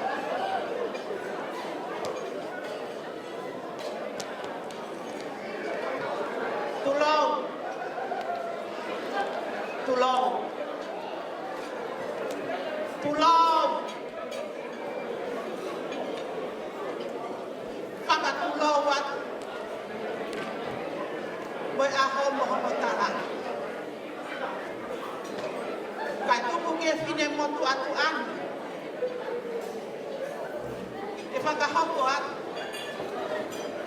Ai whatongia, ai whangawhae masiva o Solomone Pope. Te eni ke tai e whatongia ai whangawhae. Kau motu atuku ha whakawheta. Ke tu ia ngai tui. Mo eiki o ngahi eiki. Kai uhi, ka ngahi whakatutu he aha ko ani. Kai whakatutu ai tangata. Ka ko hono whakahoko. Whakahoko ia. E he otua, o tau lotu mo tau hiki ai. Teki whakahoko a hapu whakatongi ia. Ko mo toa whakahoko atu ai whine motu anu. Ko hopu hingoa. Ko o keti oi otu wherenite. Lo se he toafa. Lile he te lea. Ta e ta awa o ke whai hatokanga. Kanake ilo au he mau hena. O whiri au o hao o whaanga. Whine motua whakahoha ani. Ko e lele mai. Me he funga ulu taru. Whangale o maha pai masani. Pa me he siki o Tonga tapu. Holanga.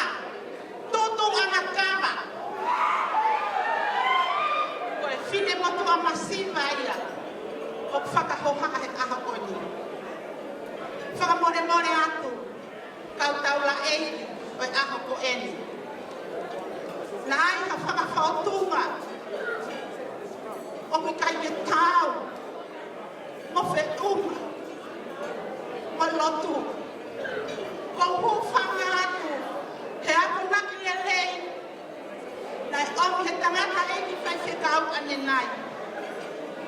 Ko hu whanga atu ai.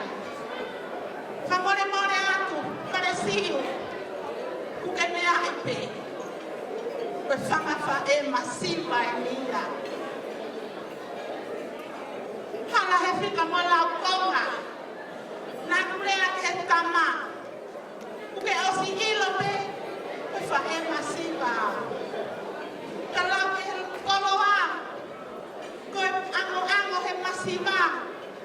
Ka lau ke moto, koe mare atu. me a pe taha ko lotu lelei ai eiki na apu whana ki hoku foha ko eli. Pamore more atu na ko mauloloa. Ka tuku mua ke whine motu ani ke whakahoko atu. Ai whatongia whakaosi ki e foha ko eli. Koe ama whoke tatu o pehe ko tāna ki mai ai whanau whine. Ka koe foha ko eli, fuoloa pe mahal ko tau e nia nima ene more ea anaia. More osi o singa. Te ko nofo mo waka makai, ke e whanga foha, nau more kotoa ki kolo pai. O kou pehe po koe haa meha, mahalo pe, o kuyai hangahi lelei, ko ilo, o ku alua whangafoha, o omi koloa lelei ma ai e masipa ko eni. Ko lotu beta, ko ia peho tau lau kau anga, he ngahi aho ko eni. Lau mai e kātoanga, ko tau tui ko ngahi wa eni, me a peni, o tau mata āki ai, ai ngahi wa eni. Ko tau sivi anga eni, ai koloa mai paanga, owa na aloi mai hawhae, owa na aloi mai hawhae. Ka koe ahoni, tau whakawhetai ke lotu lelei nai hau, mo tau eiki ko sisu ka laisi. Ko ia ia, tau fie ai te ngahi aha koe ni. Ko ofa atu ke ngahi whae kotoa. Tahine ko Kalonikakala ko pe, kai tuku, ka whakahoko aku, a e mawhai patukia. Ke te upuaki, o kuhiki ia, ma ai wha, o Solomone pope. Ai o leku tune au. O kuhiki ake ia, whalawa ngokumi, whakamolu ake whatu waru, kie ake whatu wha. Pea mohono kato teu, moe mea paparani. Pea mohono uhu, koe sila. Tip, tip, tip.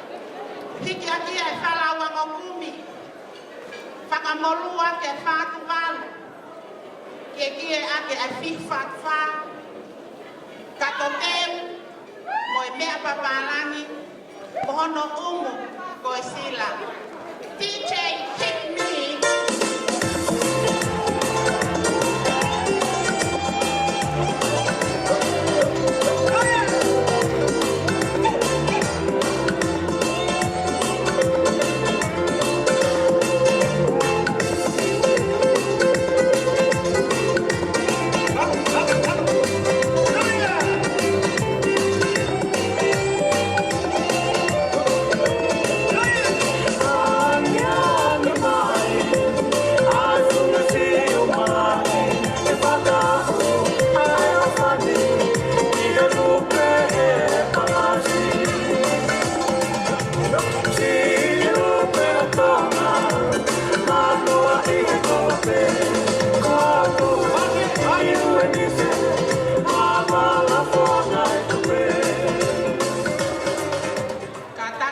kau whewhine o tau hi ai koloa tangata e ki tua.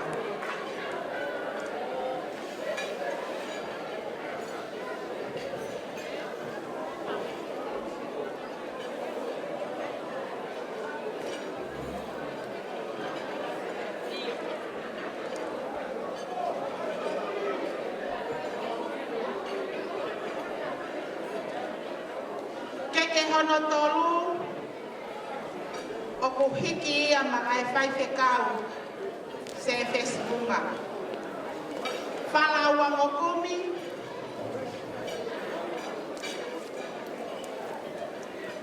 awhi ake ia fuatanga mo kato teu ka mohono mono mono mo kato hiki a mo umu koe sila.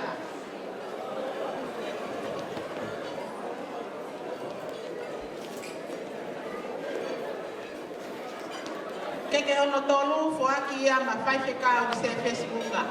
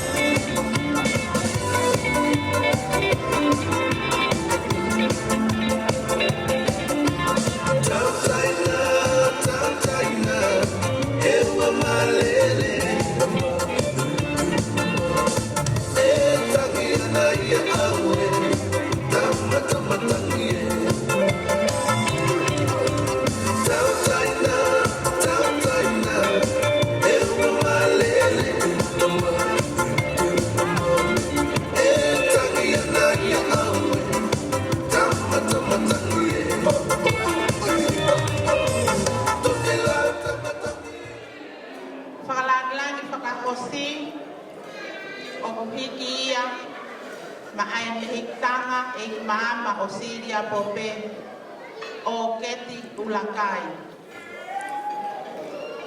Koe fuatanga awakia e whala kat pia mono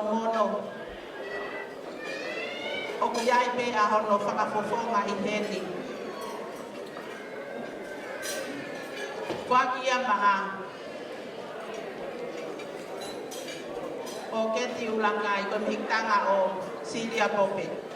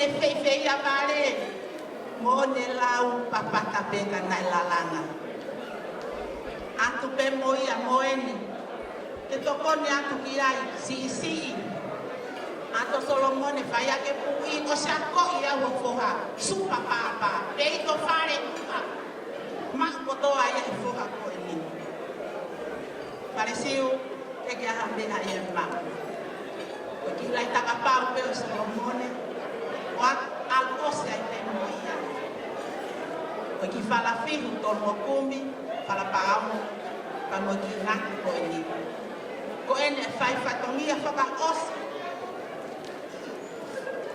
mo katau ki e foha kapau ala te foha ko ni o ku kai ke fe uma mota si o nota ta ke te poto a ko ofa la hia ka mo tono no mo to pe o tau me amai ke fai ha faka langi ke o me amari e aha koni faka more atu ka pau ke tau mo fe unga ai fai fatongia ai fana fa e masi ba koni ko os ngai toko pe mua ke tamasi pirinisi o loto langi ko ia pe tene omi a hota whakale ei he ngahi aha whaina tāko e ni. Ko au whātu. DJ, hit me!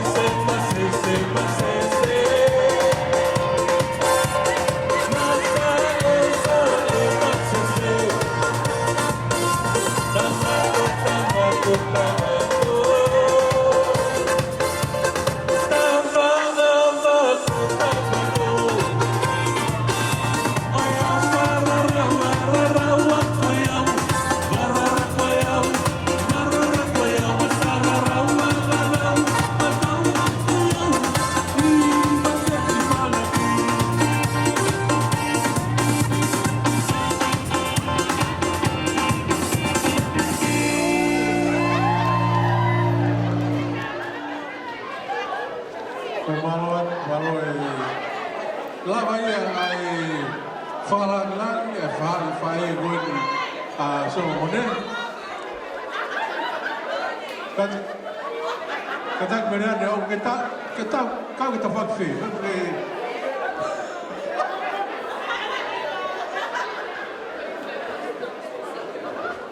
Saya sebenarnya ya. Sai ko hoka tueni ki he ngāhi lea o e best man and the maid of honor. Ko gole whakamole atu penga i whakaafe. Ka pao o giai ho tālunga pe ko ha whakameite. Ko e taimi e ni ki mawo o te uteo ki ai he ko vave pe ai taimi i wheitu uni. Ko ia, if you have a performance, this is the time you go get ready. But now we are over to the Maid of Honor and the Best Man speech. Aia e kamata aki, ai Maid of Honor, lafa moa Tonga e lea e kau whoronga, ka taki ai tāunga. E kai ki toi ai ki tau toi hui ko hoko whai ak peo māwai. Lama penga i tāunga ni moa, maa penga taki o te mai ki o te tau toi tāri ko hui alpe tau taini. Tēnā tau peo wha i longa e motor tau pena lama mai me puane e kau ngā whai whakau o Kaloni motor lama mai me puane. Lis motor me puane wha merikono Solomone o marola ia tu ko lama mai tau kau ngā kau he au doi whakoi heni mere mai Paula ko mere mai Paula tahaia o kau e whaka kase goia o Solomone pea koe hoa ia kapten goia toa Samoa. Toa Samoa te nau whapanan ke nau fo i Tonga e World Cup. Kai whahua me, ka ko toa Samoa ko Junior Paula me hala ko o wako goia kapten i toa Samoa tahaia ngahi kase nia o Solomone. O marola hati ko tongu hini. Maupe, yes, back to you. Thank you. God is good all the time. Firstly, I'd like to give thanks to our Heavenly Father for bringing each and every one of us here today to celebrate the newlyweds, Solomone and Kalonikakala Bobe. I am Kaloni's sister, wannabe older sister, because I'm smarter and everyone knows that. I'm her little sister, and for me to get up and say a speech about my sister, I promised myself I'm not gonna get emotional. I just found out about us saying our speeches. I didn't come prepared, but I'm just gonna say whatever comes to my heart. To my sister Kalonikakala, mapaki he mana. Jokes is just going. What can I say about you? You know, she was my first best friend, first enemy, punching bag. She was everything, like my first with everything. You know, we grew up together. If you know, Mana and my brother Paula are the only two that can sing and I can't. Back then when we were little, Mom and Dad used to just take them to Akohiva every day. Akohiva for different churches. My dad had to go Hivas for all different type of churches. And the only two they would take was Mana and Paula. They didn't care about me. So if you think about it, I had a childhood life because I had fun and they didn't.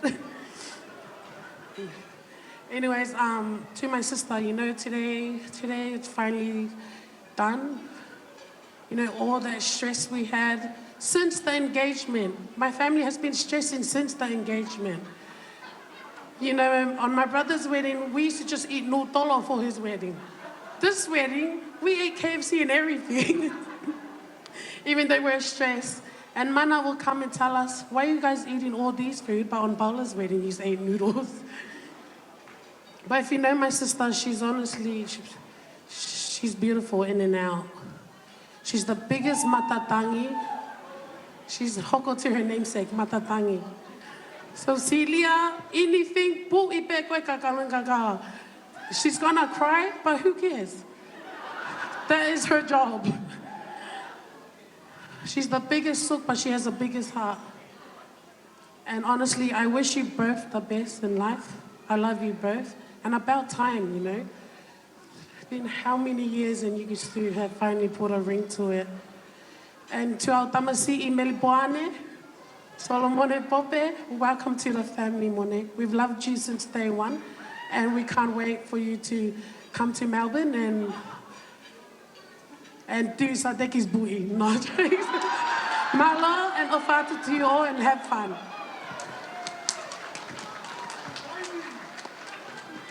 Pas mai ke lea koe na tokosi.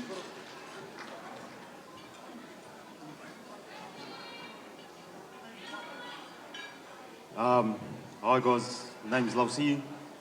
Solomone's uncle.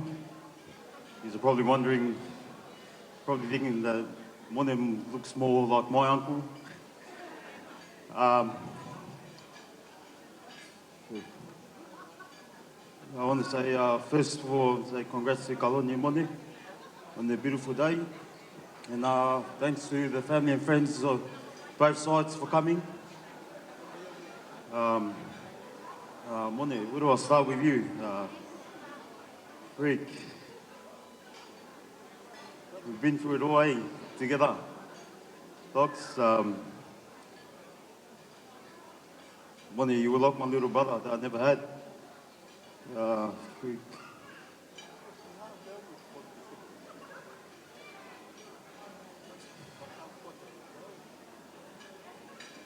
Mone, I just want to take this time to let you know, Mone, I love you to death. And you mean the world to me. And as today, you and Kaloni became one. Kaloni, you mean the world to me as well. So, whatever you need, I don't have much, but I'll give my all. And so that means when you want to bash Mone, let me know, I'll help. And yeah, that's it. Hope everyone has a good night and everyone gets home safe. Malo. Malo. Subrata. Sai whamalo lahi atu, o kuhoko ini ki e taime ngai whakameite, aia ka pau o kui ai hata alunga, ka taki mau mea ki mui o teuteu ki ai, ka kokole pe ki he DJ, ke tā mai hawhasi, kai teuteu ai tā hine mali. DJ? Rota lunga e whiwhini whahauka tuia e Kaloni, ai a koe wāu me teuteu, ka taki pe i wame mai me, o alu pe tau taimi, kai a pita kau kore mai ke tau lunga, ka lava pe tau lunga ura ki, ka te tau toki hoko atu ai.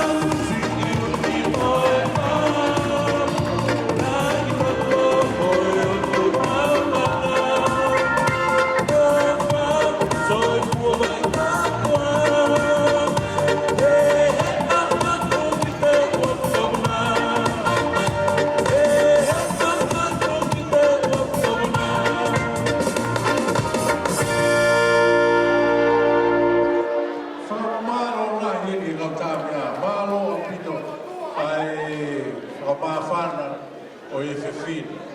Whawhewhia, maro. Kia rea whiunga kautamea. Moanga o tāki mai e whewhia ma pāwhana me tau kau whae. Hine mai mōmeni ti me heni, te kore ki he kau e tebre mua, e mo kaka ki mai da mo Solomone, mo nofo i mua i heni. Koe hui koe lama pe koe ai taurunga Kaloni, ia e lama kai pepe Kaloni nofo mai mi he, mo Solomone, me whai e te taurunga me heni ki mua ki heni. I mua ki heni, o haka me he ke kau whai whikau, e pe fōki ki he o ko mea mari o i whea whini. Ka taka toki whakapawanga ke tau teu teu o i alu pe tau taimi. Ka whai ka maari e koe ni. Ka koe harea maa whana roto e tau kei taitari ki he ngahi whameite. Ka koe harea maa whana, o pa ni he kau kau, wa tā minite tonu, o atu ki he kaurea, ka e ata ka pau ke whi whafonga, lava mai o whi waha maa whana, ka inga o Kaloni me pēnga Solomone, ata pe 3 minutes each, o tui ko si whiunga i. Ka rotonga ko iau ke te mai, ai ngau taurunga. Kore atu ki ngau taurunga, koe tau kamata pe, whi pau ke lere ko hongo pe, o oua i toi tuku ko hui, ko e tau taimi o e wharene. Whakatoa whamaro lai atu, o mō mea toko lai mai e pōni, tau kaumākau whataha i e whiawhia o e whiawhini. Ke whāpiri o Kaloni mo whanmoi mua whoka whakoro laki ia, pengi whātuka mo pia mo tōka pūwaru. Ka ke whaha aufo e whiawhini. Ka ko hala whōko ki kolo si ia. Mo hāmai e pōni whamaro lai atu. Mo lama mai ki tau kau whatai whiawhini. Wai e lea ko teu teu. Steven i Vita, whai o maari e ke whai atu e ai lea me ke whai whakau goni. Whai whakau goni ko whai whakau e mantoro me a te roa, ke hiki whakataimi mai pē ki heri. Ma o kau ngā rotu whatahi o ne hanga, ki mua e me tō whurau mā pē ki heri o whamiri.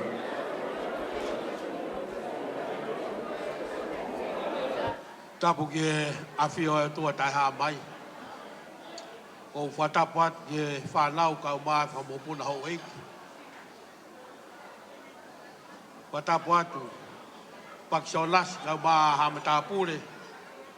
Ko whatapu ke whaiwhikau sea, vai whanua kau mai, whaiwhikau maroro moha whaiwhikau.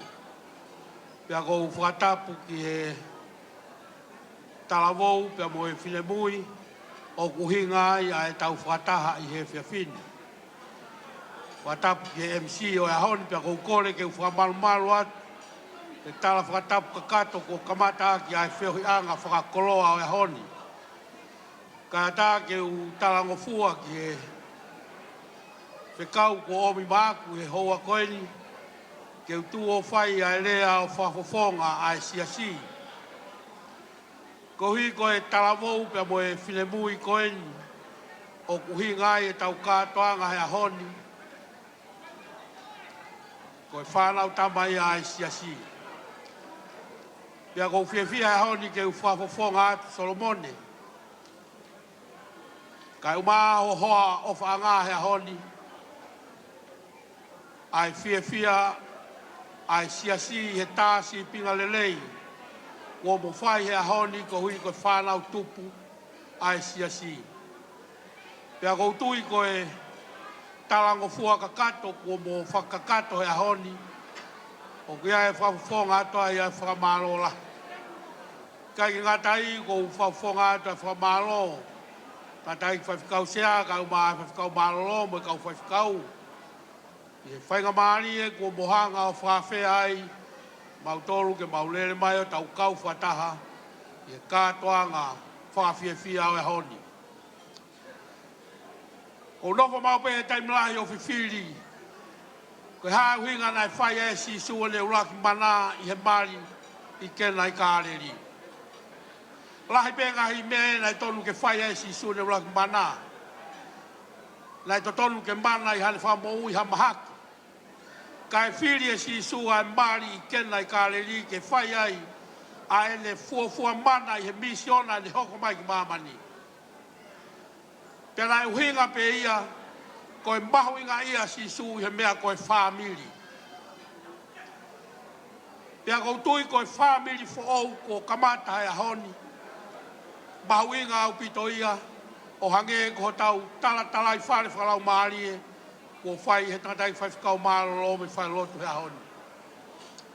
Koutui ko e magatunga o ha whamiri lelei mea whamiri kamata maarohi. Magatunga o ha kolo lelei mea whamiri o kamata lelei. Te koe magatunga o whamiri lelei e magatunga e sias lelei. Koe magatunga o whamiri lelei e magatunga e kolo lelei kai umaanga e whamiri. Koe hae lanu koe o e whamiri ko whau he ahoni koe lanu ia o e siasi koe lanu ia o e ngai whamiri. Pea kou whia lai ahoni whamaro atu. Solomone ka umaho hoa o whangahe honi. O moanga o kamata e whamiri lelei he honi. Pea utau amanaki kia sias lelei he kahau. Pa moha whamiri lelei ka umaha kolo lelei. Iai whoke mea mahawinga o e mari. Koe aho pete mari ukia ngahi mea kua Taufa. Pea kou tui Solomone koe ahoni koe. Whaamuia ko whai he siasi maa moua. E rawa whangatangata ngahi mea ko toa pe he taimi ko mohoko ai. O maari ahoni. Kai toi lawa o omia ngahi mea taimi o kei tala wou. Aho pe o e mari o e si tua ki ngahi mea kotoa kai hanga whono ngā ke a kahau. Mau tala monu atu. Tawanga ke hoko ho mo family. O e family ku loto ia e ki lewa malanga kau te tau atu. Malo veni, e whaifkau. Taini mingi tau kei taitari ke taulunga uraki, lava mai pia kaloni, ifo kau Solomone, mone kau whanunga ki lalo ki heni, pia kamatariwa tau taulunga. Ki mua i ko whewhakailonga e tupe, ai kau nofa tuko ni mua ko ni. Ngai tunga whare ni mahu inga ke a koi ke tau whanau, koe hui he mahu inga. Ko keri, ko ne tangata e ki ulahia, ia mere whae a Syria. Ai e kunau tua nau tolu ke Solomone. Hui ngai e nei he o whalanglangi ko whae huki ia a Solomone. E ta whako e ni, ka pau kei tono manatu ki vātu u, ko e tahine ko ni ta whako e tahine ia ai tunga ane whae ko e ni a wharesiu. Is it right, Temi? Oia? Ko nau i he ka whalanglangi ia ai tangata, ko tangata i he tuonga ane o e ta whae koe ni tupu mea e whae koe ni a Kaloni. Paspasi mai e ko whae huki, ko ui ko e kea e kakai nau kei whia whakatau ki lalo ke whailonga i a ngai tunga whare koe a i haon. Toi pe mini te ua, pe a lama mai a Kaloni mau e ne taulunga, pa te ukori rewa ki e kau whanunga ke na ulawa mai ki. Hey guys, can you please make your way down here? Sit over here, please. And you girls? How teu e tahine taulunga ko ni kuwa mai, eh? Hama musea ke mo mai o. And girls, mo mai ki heo tangutu mai me mua. E whai atu e tau taulunga mi heni, eh? Mo tangutu whakaroro mai mi he. Tuangi pe te pire koe kau whawhikau ke atake.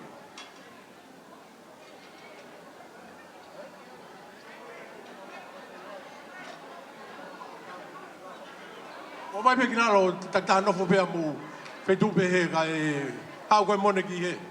Hau koe mone ki ta whakoe o tangutu mai miai.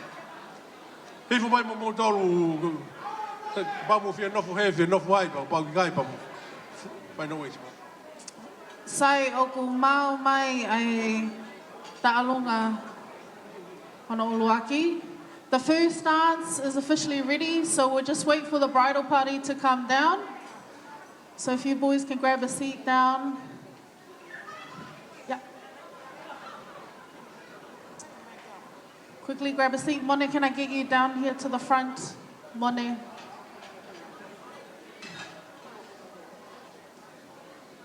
Sorry, boys.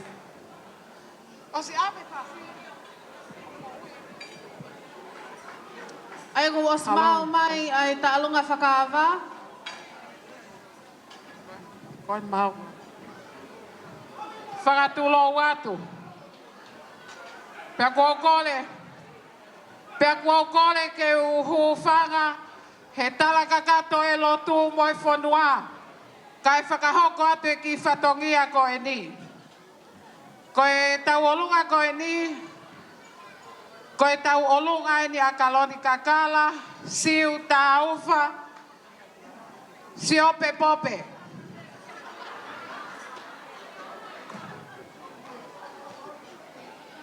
Iyo.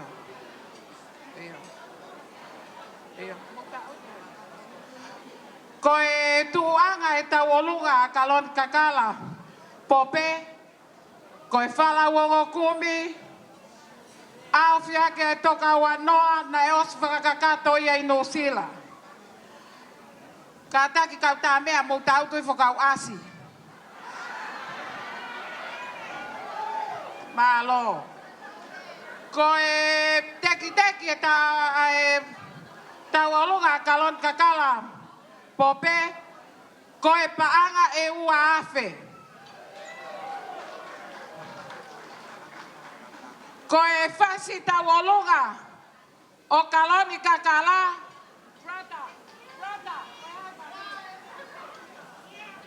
Ko e whewhine whiewhia, ko e whasia me i hofoa. Pea kulea aki ai whiewhia a hofoa. O kutuku mai whiewhia kai hoko at nau toki he kuka. Ko e whiewhia ia a hofoa.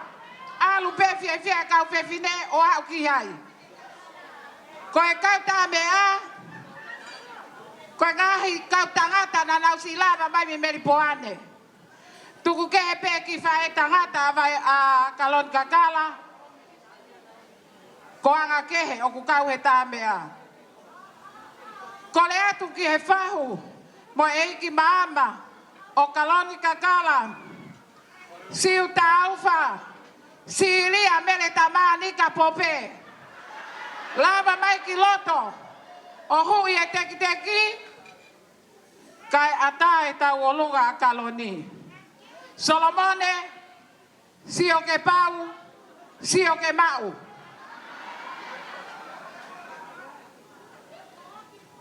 Koe kau tu la whare kone whamiri koni o whare siu. Mou tu mau pepe tu mo wai pasipasi o na toi hau ataha. Solomone toko taha pe ngofua ke hau o tu la whare ia Kalonikakala. Malo au pito.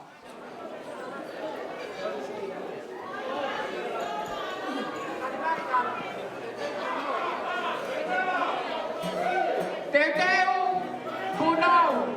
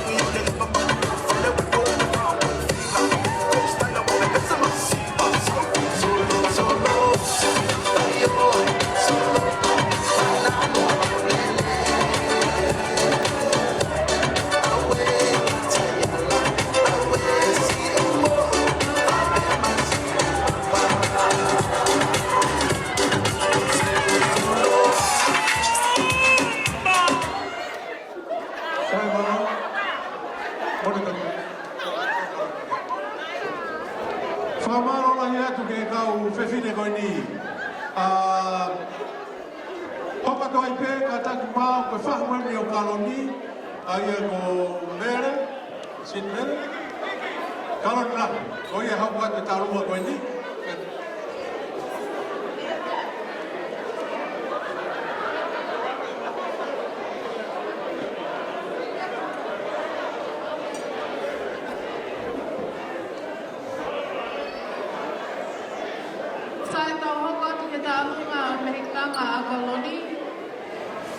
Kataki koe tauta whale ai te alunga koe ni, mo me amai ki mua. O si...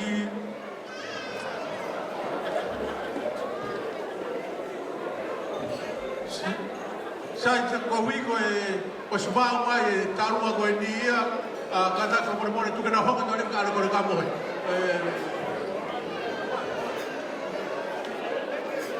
Kole ke whana ngai whakatapu ko Oceano Awhaki. Ka atamua mo oku ke whafofonga atu ai tālunga e whine motu a whahu. Ko e mautuku atu koe ni, ko e teke ai pē whafofonga koe ne ai whahu. Mau whia Solomone. Teke whai ki tālunga kau ki tala, whia lahi au pito he ahoni he Maria Solomone mo Kaloni, ke hao tokone mai ke mateke kau atu. Te a mone, ke se o mai ka au koe mea pe kou whai, whia e whamiri, ona ke te whai na mea ke. Follow me pe, Ko e ki tau olongani, ko e teki e tau olonga ai tine motua koe ko vai tuini au, pāngai taha mana. Me ke hame ai e ma, ke whai aki ai whamalo, ke motoru, ke whalangilangi, ko whai he honi. Siria, malo o pito, whalangilangi. Kore ato ke mea mai, ka e hui ato e whamore pe ka Kaloni, kau ki pūre hake. Ko e tahine ko ni, e to o te ai laukau, pāngai tolu awhe, Siria, whai ake ta whatonia, ke whakakato e ahasa apate. Ko e toenga lewa e whitu awhe.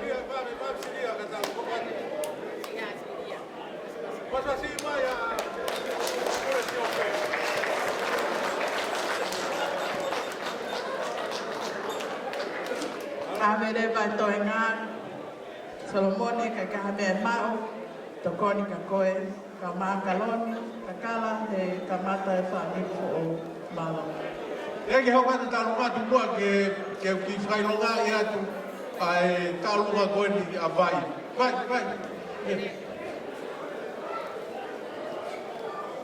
Te ria na whikai ke mahino ke ani ihi, mō mea heni.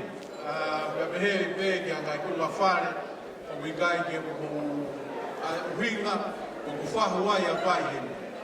O ku mātua whāta ngati, mātua. Nā kai kia mātua whewhine. Nā whaere a vai, i ala who, i o mau ki whare who taha, te tuku ai. Tēnā rota se ausi ke whakia mai whae, si brata, ke mātua whewhine ki a vai.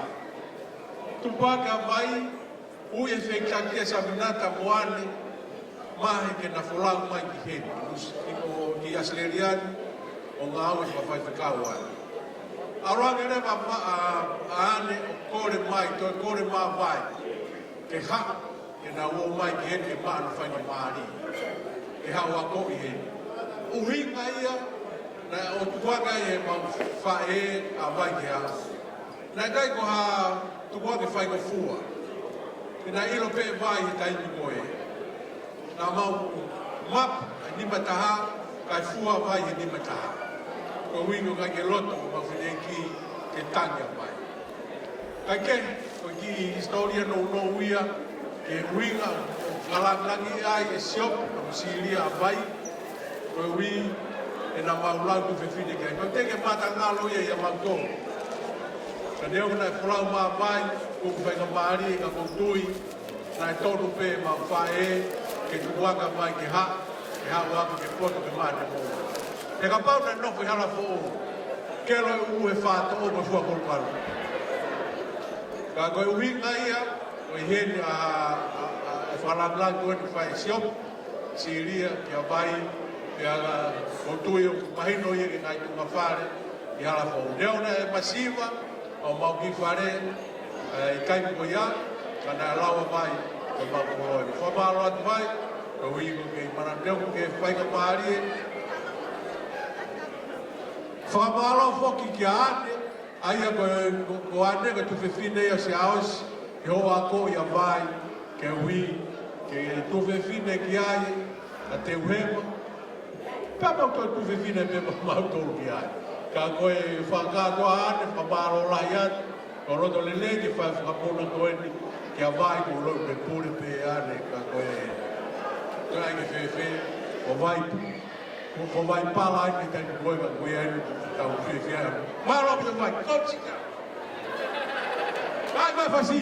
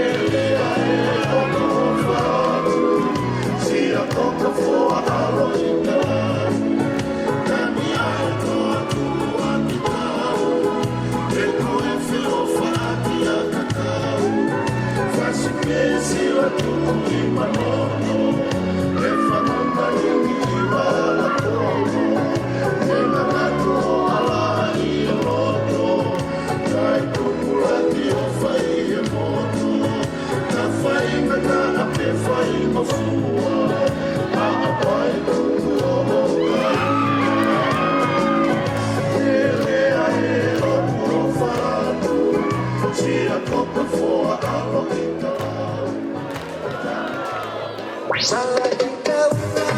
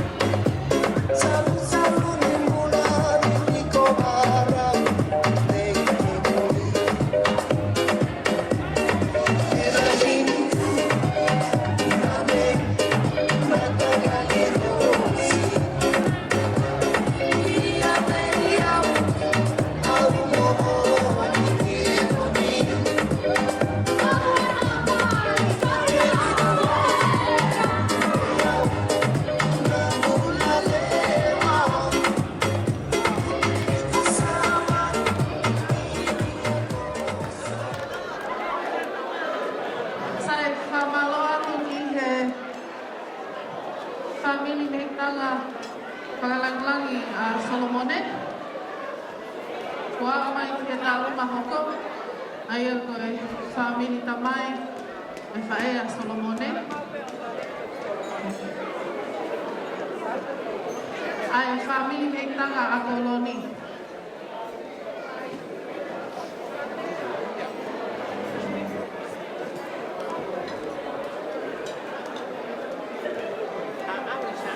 Koe whamore more atu kai tuku koe mua ke whine motua koe ni ke whakahoko atu e whakawhiawhia o hoko atu. Kai ke koe whakaroloa, koe taurunga o hoko, koe taurunga ia e whahu o Kalonikakala popehi he aoni. Pe a mau whiawhia ko toa pe Kaloni e a koe ni. I ho maki whakawhiawhia i he a koe. Pe a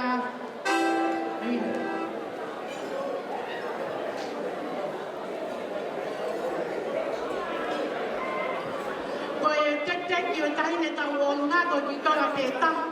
Koe ka Kaloni ke ka taki ka lava mahu e tek i o tahine tau o lunga. Pea koe ki rewe o ku tuku. Koe ke fuat peila mai vae vae re.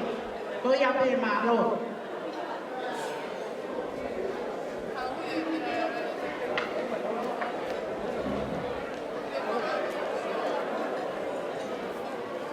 Tarunga manina, tarunga ia ai...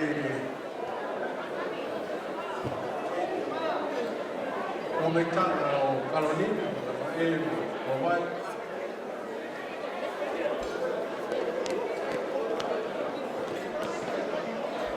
O e whonu me moa, me...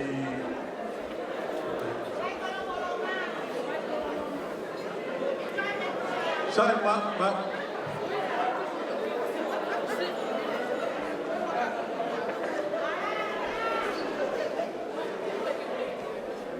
Kata ke hoho ka te mau pe tā mea hama mai, pe nono ka hawe te tau runga, e tu lo ka ene mini, e mai tua, ka moe atu ka rei, ko mata I tolo, ka moe mato e kasi, ka toka he meri, ka fuka mau e tohia, e tu lo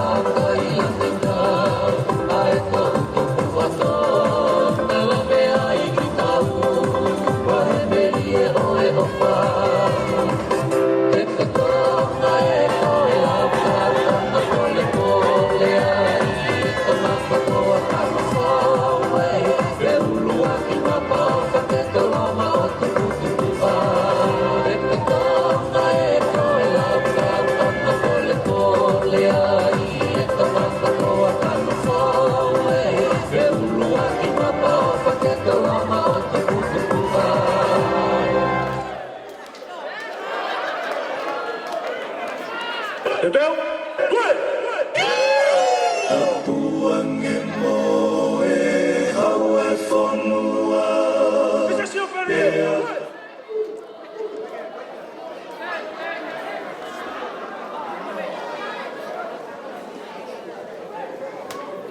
Sai marong la maia, kau vai te tau nongan homo. Polai mai. Vai, kong wing tau Whamalo lai atu lama mō taurunga, kata ki o hoka toi me moe ni teu teu pā kata whakona Syria, o sia e taurunga kōrenia. Tak mini te tolu me o huwaka tau taimi, kone tai maro te kuat ke he whae koni ke ne whahawatu ai taurunga koni. Os koni te teu mā Syria, os koia hako mai ai o moa, ka hako mai ai a makua pone taurunga. Mini pe tolu pa tau, koe moro ape ke tau hako. Kore ke u hao hake whainga maari e koe ni. Ke u hanga ngawea ka ngahi whakatapu kotoa pe. I e haua koe ni, nei whakahoko ki mua. O whanatu ki he o tamai ki maari. Ka tuku mua ke whakahoko ai tau o lunga koe ni. Whakamore atu. Whakamore atu. Tuku ke mau hao hake I amanaki he mahina ko tise ma ke hifo aki mai ai merino. Ka hebe whe mawhana. Ka tukumua ke uhama tuku atua a ki lai pere o kou lere mei ai. Ko kuingoa ko na loto kailahi tuyono. Ko kailahi mei tataka mo Tonga tutuang kawa. Pea koe uhinga e mulere mai he aho koe ni koe whai whatong ia kia sā teki. Pea moe tahine kan ko pene nai se, whakamoa puna o vea mo tau me he whuasia ko veo. Koe ne tū koe a sā teki kia teki mautoru ne ongo, hano wiki I mai ai whonu pe moe moa. Kai whewhe matalai hei lala whuasia ko veo. Ko winga ia ko whikarei mai ai he aho ni, ke mahina o koe whewhine motua, whai puhi e ni ai whakanau e whakamoa puna o vea mo tau. He koe sisi ia isoa o ia ia sāteki. O ka ilaiu, o kuia ia moeaki. Pea koe tanga eni, o kuia ia siastopui. Ia ia kailahi, aini o kui horonga, tupu ai e whae ai whine motua koe ko he psipa kailahi. Ko kone whakamore atu kia sisiria. Koe kutupa sisiria, koe ku whae, koe ne whae tamata, ai tamai ai kui a Syria. Ka koe hui koe COVID-19 puria e whika, he mofi he teni. Pei kai maua iau ke uhau I holonga, ka vere mai au o whakahako e whatongia koe mea pui, ai tamai ki pe mesia koe weiongo. Sa teki, ko tui pe o ku au whekarei pe o tafa ati, kau kukai te ke hanga mea iau. Koe whai pui iau. Koe whai pui iau pia koe teu ange ki a pere naisi. Ai peke mahino sene lahi, kou na lop kai lahi tu yonoi. Koe mea mau e au a Sihova mo se etane o whara. Whakamore more pe. Whakula o watu ki whanga e tini, kai whaya te ki whatongia koe ni. Hok whonga I e pōni, o kulahi e kukui, I he kui a sāteki. Tamai koe a mela ia. Koe makapuna eni o te vita pupete a taaka, me he whunga sia ko vei ongo. Koe kai ko talalo sia, pe koe tauhuni o whangatapu, o talanoa atu eni me he whunga sia ko vei ongo. Koe tua whewhine o te vita pupete a tātanga I toko tahape, o tui pe, o kuiaia hoka whonu. Koia, tahine wharesiu, koe kakei o e whotu I he pōni, o atia ke whaiaka a whai whatongia, pea pehe ki he tola koe te tekia o e ki whai whatongia o pōni, ne o pe ne tai whiunga koe ki tola pe tahawhi, o atuia e kaloni, koe ofa mo I tara munu kia te koe mea mai kaloni, o mau atuia kai whai whakamea te. Ka taki mua kai tae mai pe ai koe whasi hoku ki te hina, nai whakohe mau kui, ke mau whora hakai. Pea kokore a te o tonga ni ke whai whekau, mea mai o kula whari a te au. Kohi ka ta whora haka, ke e ta kui. Kai taki mua siu o toko atu ai ki ka ke ko ini ka atai na ai ke fai para me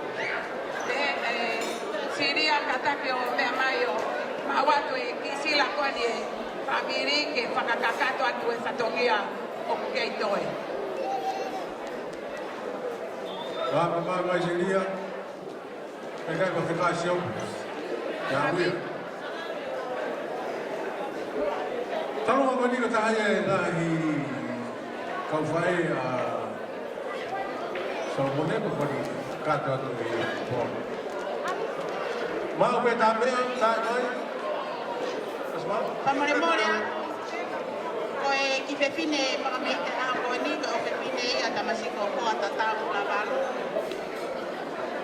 Koe sisi ia he matangata e. Kono ki te unga koe ngatu uri na ngau ia e pangakui mo pangafae o te la balu.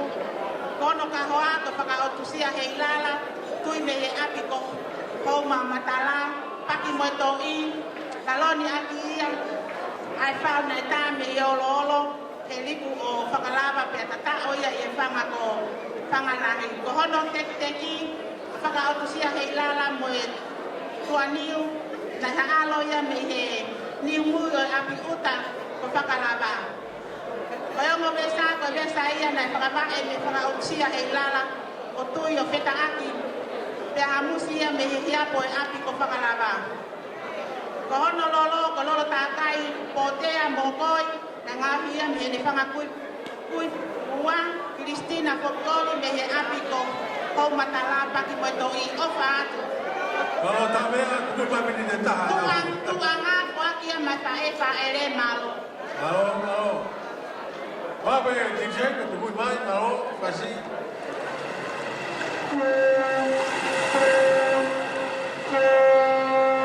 Não for bem, Taufa no morre tu é, morre vagala vedala, e ana mulando, o putori recatala, to a hono mausa, pera te gira solar, dada, não for bem, Taufa no morre tu é, morre vagala vedala, e ana mulando.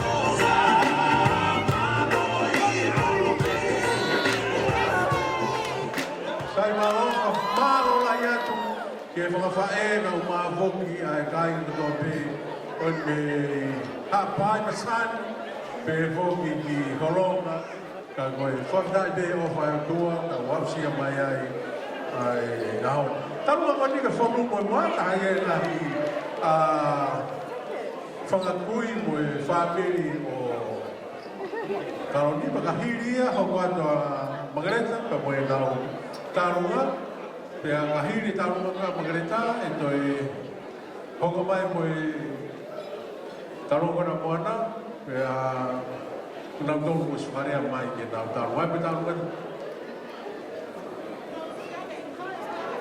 Ko ki whakatoka ngā tupe ko o si mau Ai desserts, ai ko hiki ngā wā, ulolo tonga tufa tupe ki o mō ngahi te pile. Hiki ngā wā ko smau wana sere atu ia ka motor, pa ngā hiri pe ia, o se taurunga koe ni, me whonu koe moa, hoko mai makeleta, hoko mai asperi, pe hoko mai pa mumuana. Ai koe ngai tau tū koe tai ni.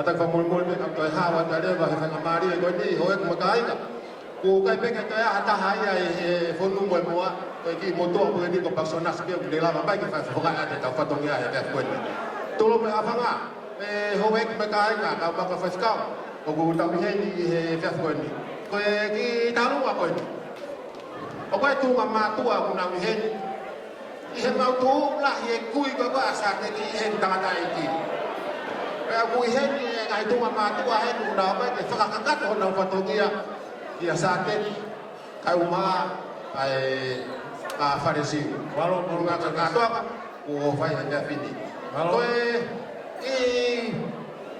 me ko fotu ko e mo he ka hine ta uma kalon ko si yo ko pe na tu mama tu a me me whakakui ia sa na we ma e to atu na ama te fai ati ha holonga ai ba o ofa aka mo me mai mo ya aka ko e ki se ni tu ko lu pe tu ka pite matua he ilo na la ka ati fa ka to ko e la ka pare ko ke foto ka to lu ha fa ba ho me ma to ko ni ma fe ko ta na ki ka nga he at ma Hilo na toko dia ke o vai haka ki ho o fa ka le ba DJ ka ka fa mari o mi mayau ka ke fuke ya tu au na fa ko ka ka yo na wa he malo personas kata ke ko e no le vai que va alo mi tu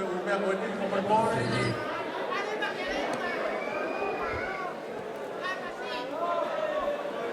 malo kalau kan si to no pe fili a pone te aku hala ta con to no malo rinisi kan ke to kaloni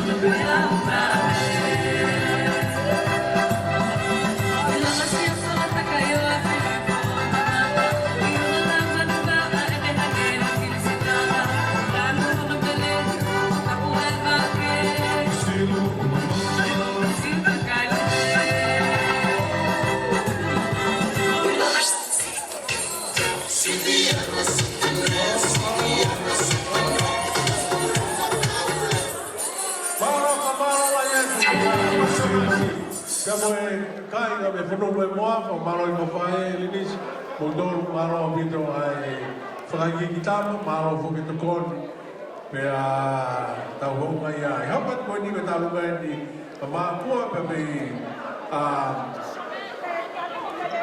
ko ni fa to ka pe o va pe tai ni o toi pe e houa e taha ai ko ngai fa me ite mo ki va mai pe ki mua e ko ke si pe tai ni Paula Greta.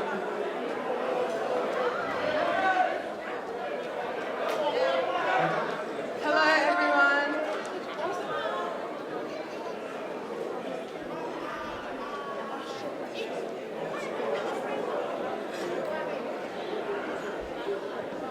Hello, everyone. This is a dance on behalf of MR60, where Kaloni works in Melbourne. This is just a small token of our appreciation for your hard work. We know that you go above and beyond with everything that you do. And thank you for your love, thank you for your hard work. This is just for your... This is just a small token of appreciation for you. We love you so much, Mana, and thank you for everything. And we wish you and Mone all the best in your marriage and whatever else God has in store for both of you. We love you, Mana and Mone. Thank you for everything. Just ask, DJ Kamai. Ka Tonga, ko wino pe tata ke ko whanau lere. Ko ta olunga ai ka taha MRA. O kupule ai a fina be wiso. Ko na ki pistisien. Pa ko kaloni o kupule he ba ko ni me poade. Ko awi astere, ko awi sene. Ko ko awe ofisi ko sene ni. Pa ko ka awe ni. Se o le fatai. Tari. Biriami, Lautau, Nita, Capoato, coi cu cau na aue e tu alfareti, malo aui. Au me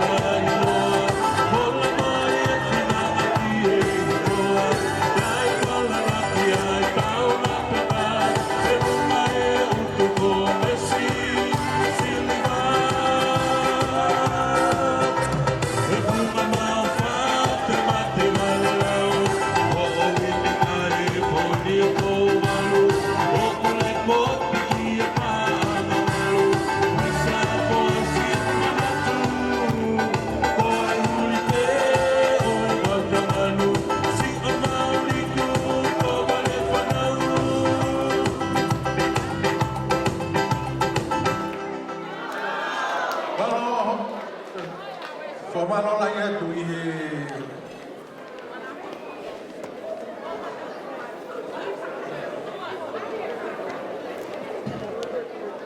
Ospe koe, o kai takatai koe, ka kua ngere whakamari e maa meri kuane pa au mai a au kene.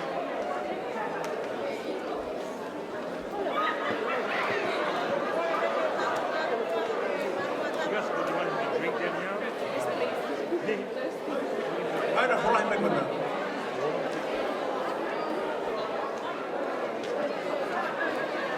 Tōna peke mga watu whanga ngai kua tapu kōse no a whakika a tāki ho watu i patohia koe ni. Koe ki ta alunga whokore ngata pēa.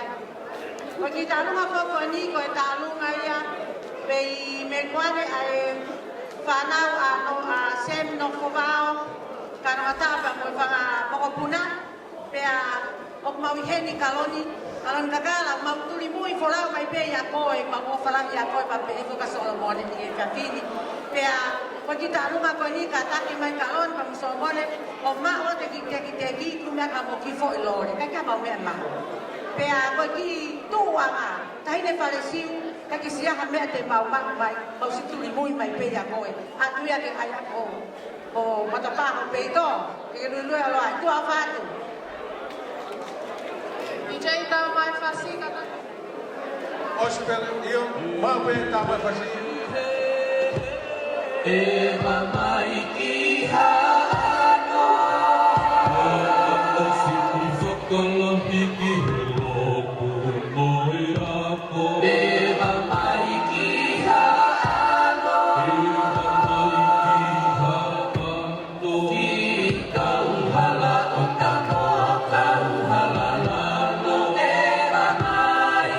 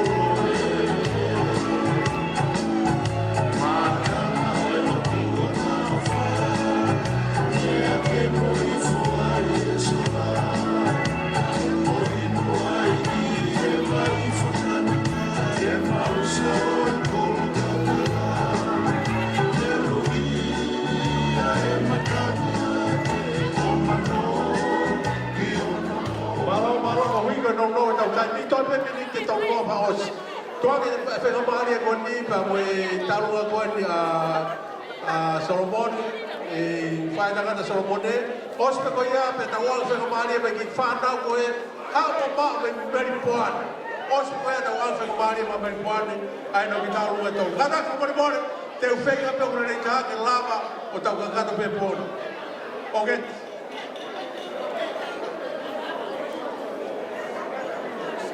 Ke ufanga ile talamalo fonwa molotu kata ke kahopa te kitalunga masiva koeni talunga faedangata Syria Solomone kata ke ombe amayo to ate ki koini koe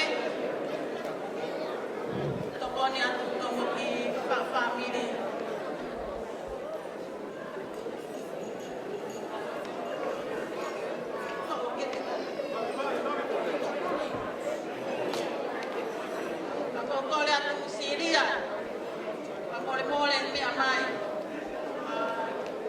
Moimoi pene atu tokoni atu te koe koe whāpiki.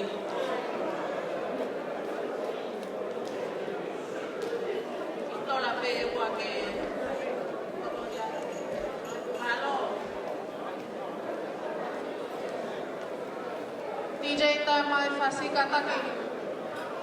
Tapua ne moe o Tonga, kila tapala si mai whaiwha, koi meleni ume ko taua usiha, o tua matana taua putawhia.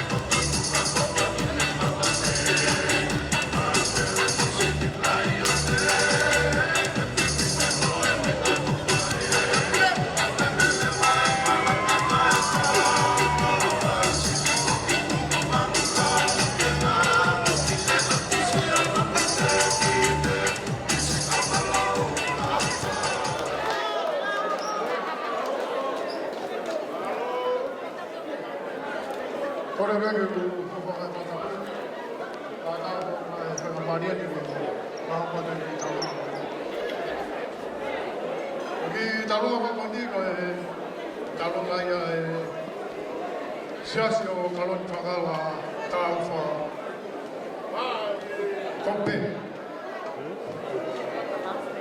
Moimoi ni mo whakapuri o kahenga o Katoria, mo siasi ke kau ngā whiawhia i he tō whakapiri o ke whawhia. Kata mea talamono, o whake whaitapu i mina ki ronga i e kua.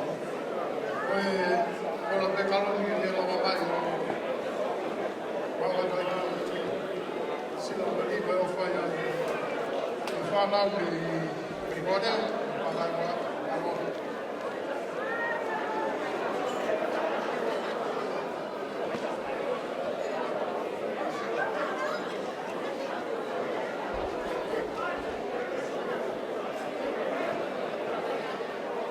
DJ kata kita main fasih.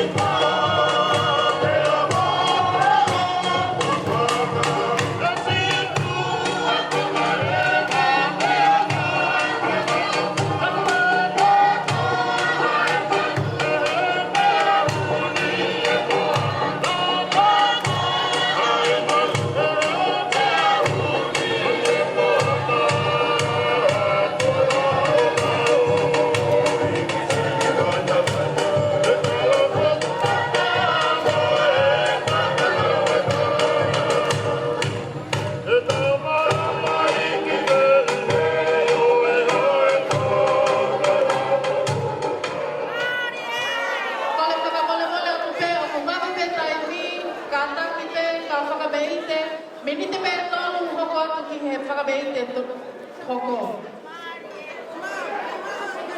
Ko kone ke huwhanga e ki ka tapu ko si ngā waki. Ka tāmua mo e potu ngāwe e mieli o.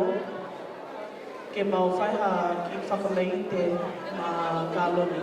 Ko Kaloni, ko ia ko e taki mau youth. We don't have many words, God. We don't have much, but we wish you and want all the very best. I've been telling the kids to pray for you, pray over your marriage. That's the strongest thing that we could ever do for you. No amount of gifts can ever repay everything that you continue to do for each and every one of us. We look forward for you and wanting to move home to Melbourne so you can thank the youth. But just like today's verse in Luke chapter 2, the wine that they serve last, they usually serve first. So Jesus is that meaning that the best is yet to come. We pray over your marriage and we wish you all the very best. Ma'opalahi atu kia te koe koe pe malo.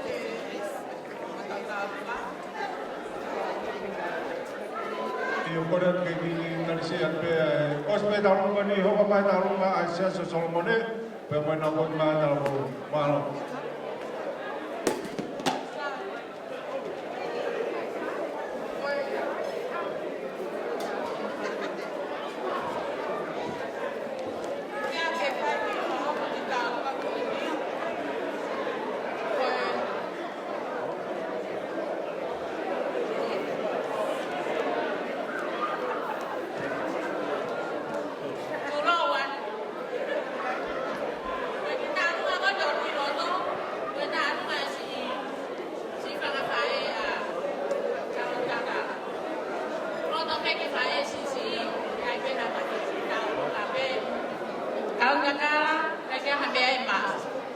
Kaya ngay kimuan, mawat ikitek-tek ko sisipe. Kumang kamo ko imaga mo. Taufa, kuya pe ma. Koki, tuwang at ang mafuagat may maigtang at pae Kalonikakala payo fumano.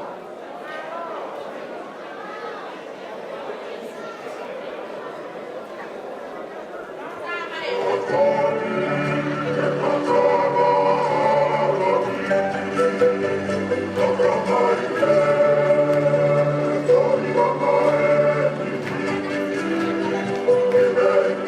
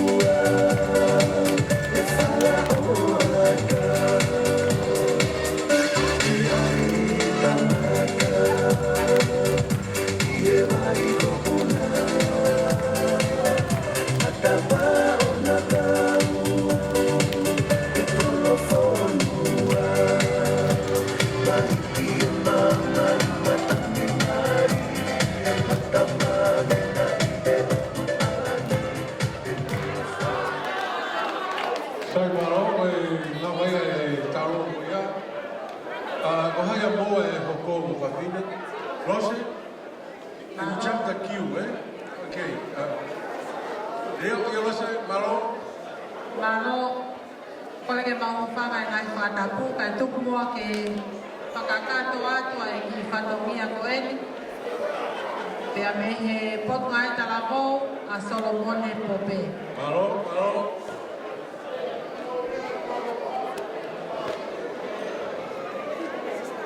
Kemje koe pe, te tau whakato ko pe. Solomone wikai ke ai hame e mao e whangalami o wahe loto. Pe he ki homa iki o te alangi. Ka koe ni pe ki te teki mau kole whamole mole atu, ka mau kole mua ki a Siria. Koe te teki o e whangalami o wahe loto, koe pāngai o waafe. Kole atu ki a Siria Pope, ka taki mai o mako a te ofa koe ni. Vame Siria. O atu ai pepa mo iki lewe o tuku na lango make ata whatongia. Malo au pino. Malo, malo.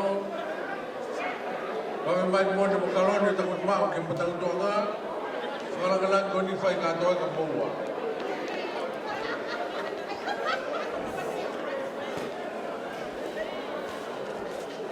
Vame puye teki Siria.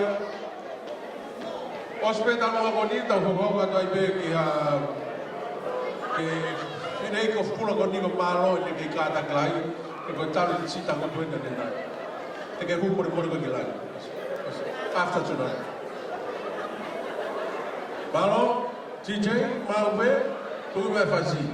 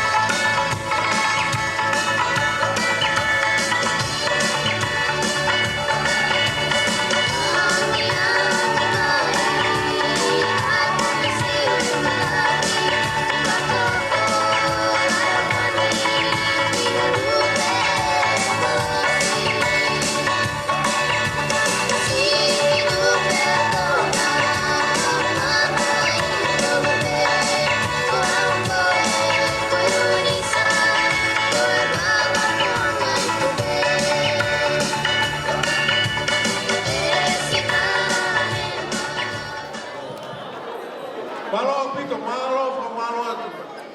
Kodua tala mo sa Solomone.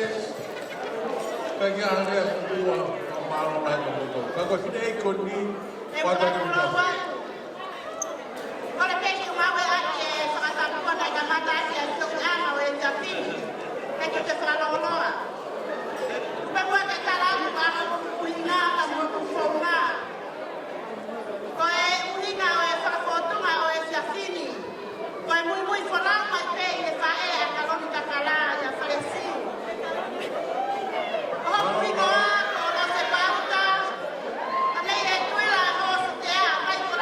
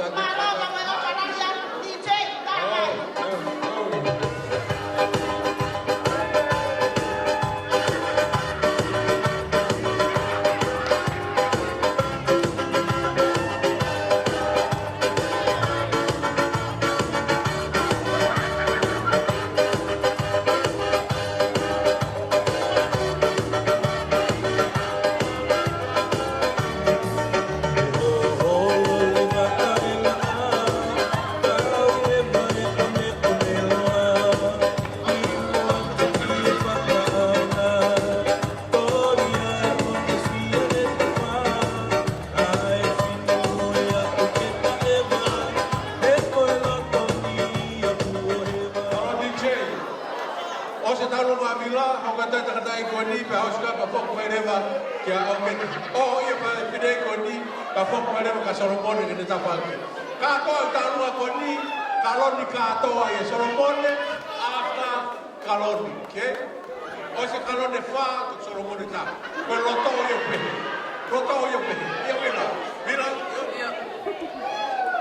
Kore ke o whanga te whantapu koto pēko se no whai ka ata ke whai a te mau ki whameite. Ke whameite a kia whini koe mahonga ia pe i he ongo mātua koe nā kaloni koe mau whakatau mao. Koe tangata eki koe ka inga e mau tangata eki me kolomotua koe koe mau koe whine eki a kaloni koe ka inga mau whae me Latu pe mau. Kore whamore heni ki a huti ulu motua ka moko fisi mau pua ke rewa heni ka nau te moko mai. E kaloni ka taka mai o maku atu e tek-teki o vila sihi ko tola tolu afi. Malo, pas ka tau mai ke tea. Pas malo, nga fasi pe. Fasi o ma. Oh, yo fasi o ma. Kata ki ha mo ofisi mo te mai.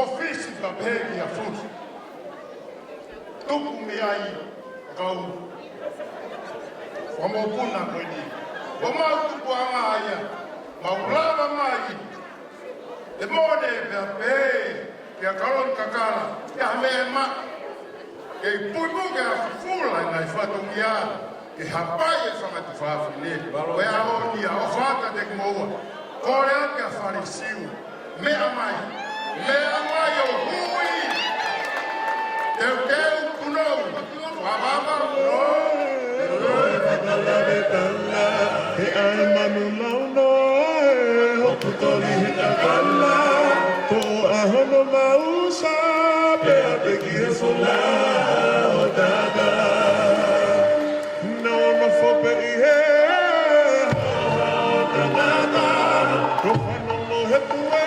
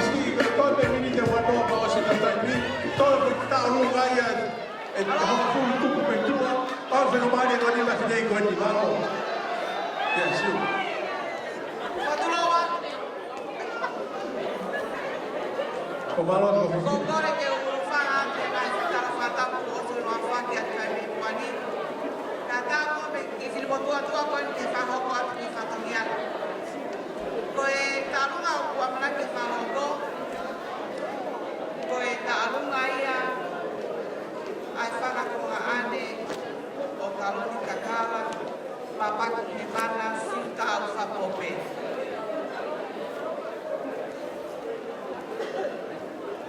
Wafungaya te kita Moimoi, eu mo fine o Paula pe amo melani.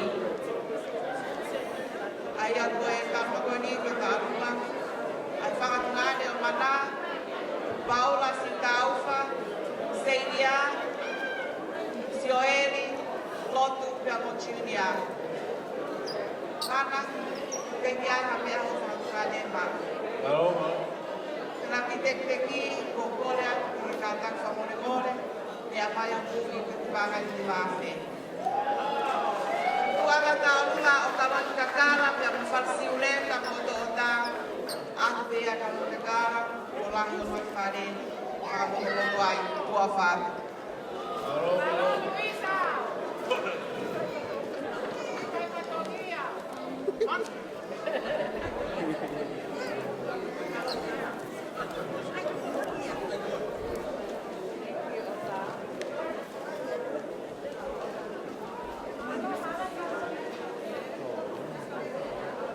Tai ma faz di talu con quello to come pure DJ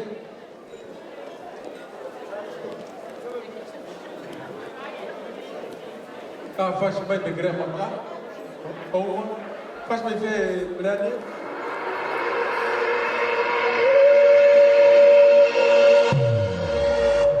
o tua koita mai o tuku atu hoku whanua, o hoku kakai. O kina tolu e Moimoi mai I hoku tua, ke maluki mai, I langi. Si o to kolo, si o to I Tonga, tuki pea solo, no ka taunaka. Hao Tonga, kuone kala, koe aho koe, tau mai fesi tangata. Koe hela koe koe mamana koe fukati fusikirinia mate maatama kua sukakawa tua matama ko hoku tofia. Koe hela koe mamana koe fukati fusikirinia mate maatama kua sukakawa tua matama ko hoku tofia.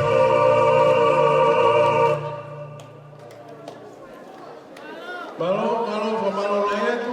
Hopa de que talu ko.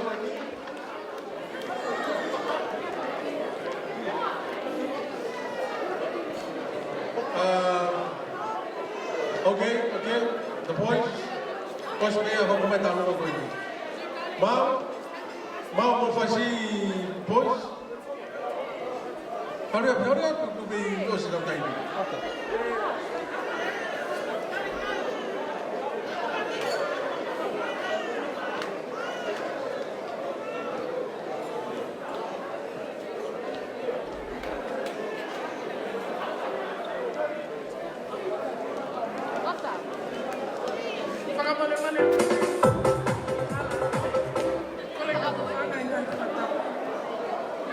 whapea ma kita lahi. Koe tāunga koe ni. O ki ta meke koe ni. Koe tangata e ki. E tāune maari. O lahia e he tamai koe ni. Heka kia whakalolo. I'm so appropriate to run from the back. Kalonikakala will wish you all the best. Thank you and one and all my nieces and nephews. Ka teki mo kalesi o konga a pito o ofa. E ki whanau koe a mele mo tō. Keke a me ma. Koka whanau mai ofa e mau tamai. E peka mana sito mo. Koe ai ka teki kani a skale. O anga koe ni o kua ki a mo koe. Malo. Wawe fasi. Ko ate tek koni, malo.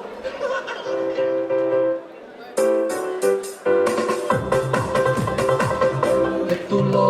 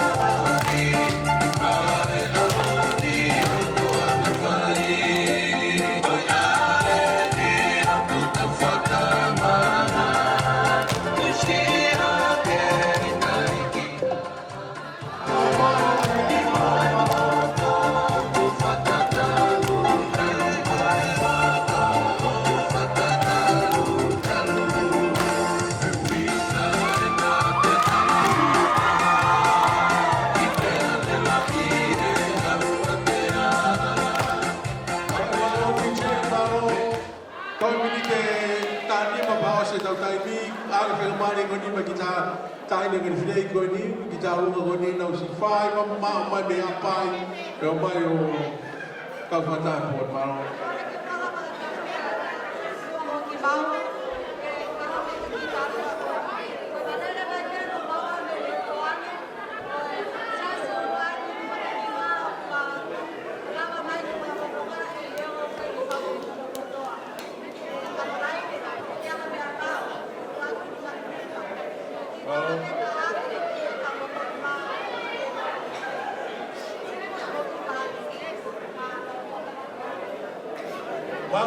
Que tu lo humo el upe taua moela ione imala ekula kahala hale ako fanga ekolosi he akau vakala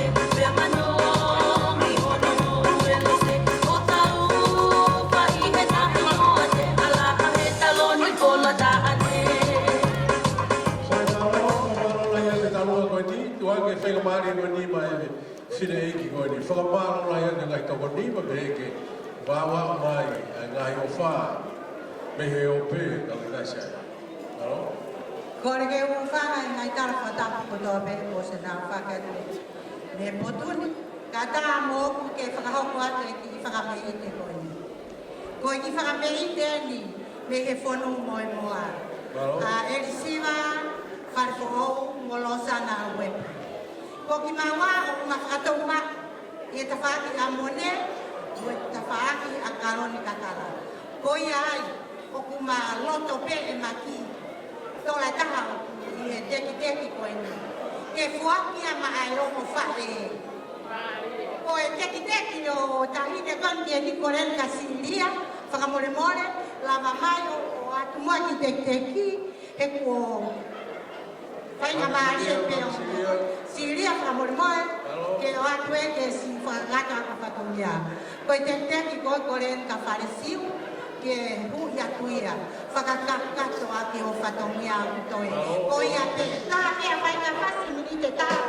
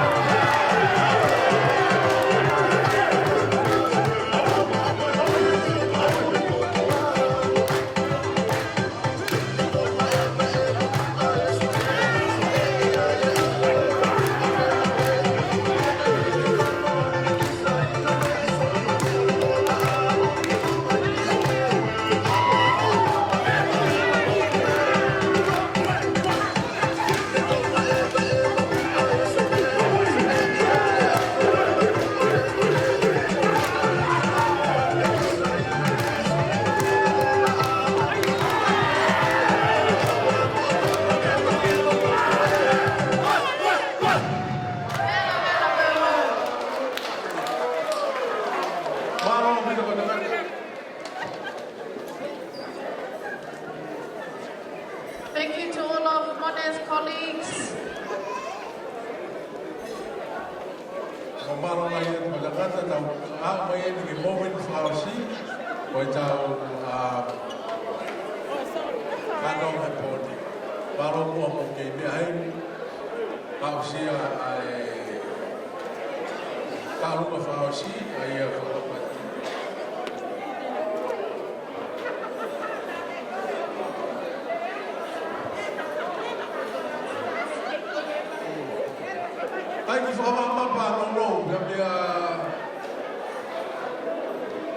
Roto ko ia ka ho mai ta talo fa si ai ka talo la ia so mo de fa ka te o ke ka ko hi ko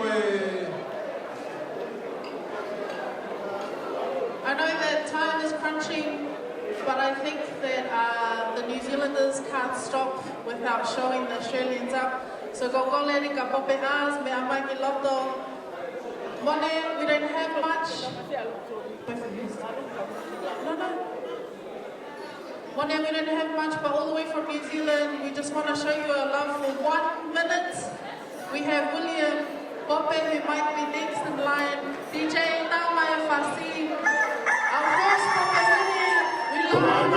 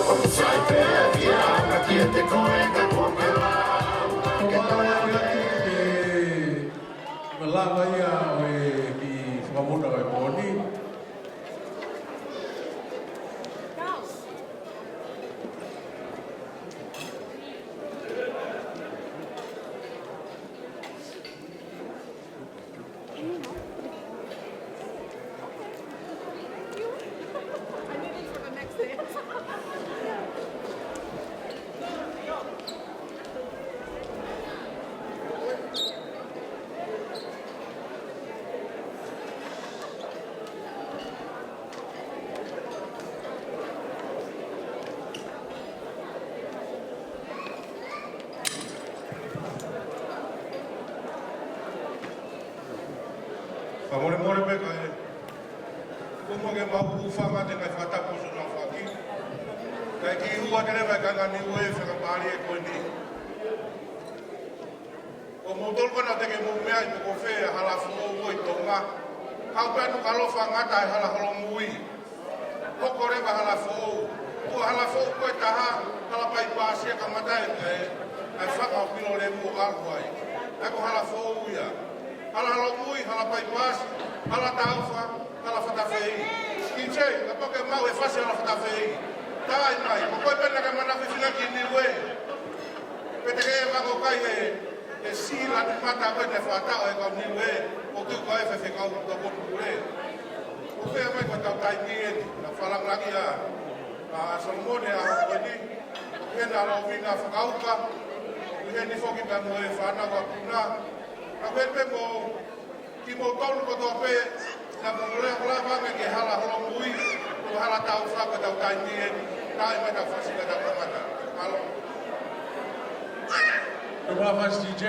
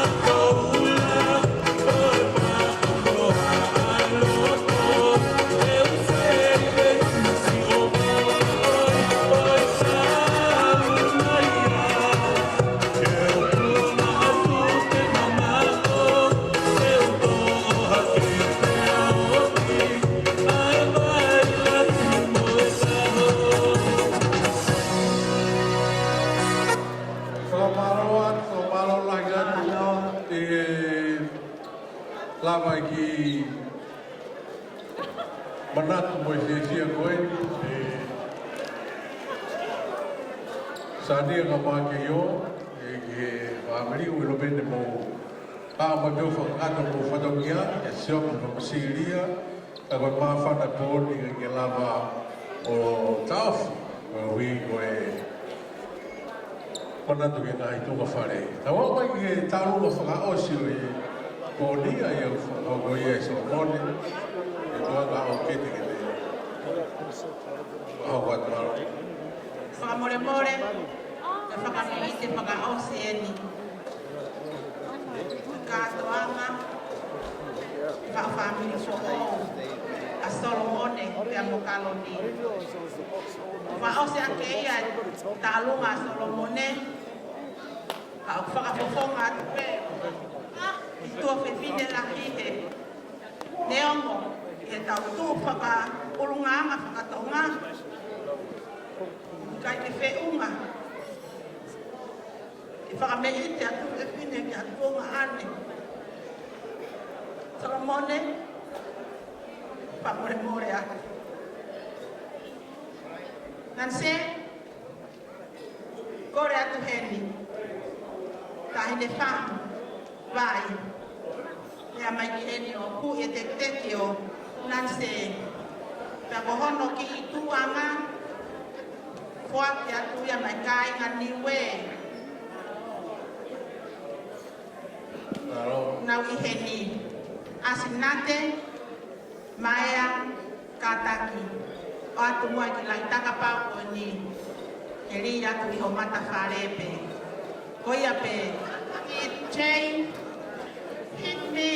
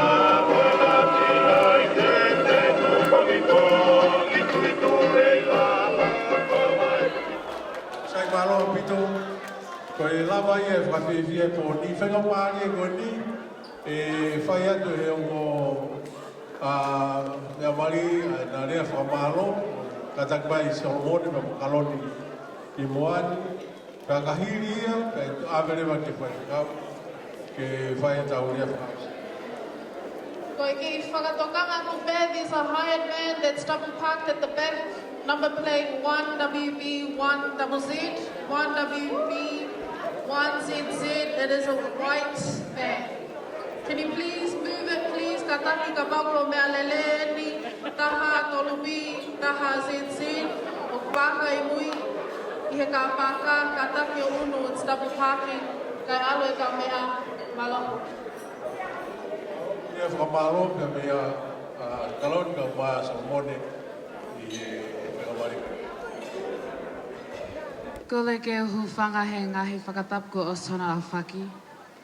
Kai ata mua muki maua, ke mau whai atu ha ki i whakamalo, loto honga ia, kia te ki mau tolu hana kotoa, iho o mau tuku taimi, pia mau loto lele ke kau whakataha mai mo, wā mo Solomone he aho whakawhiewhia ko eni, ko e hoko e uak o taha.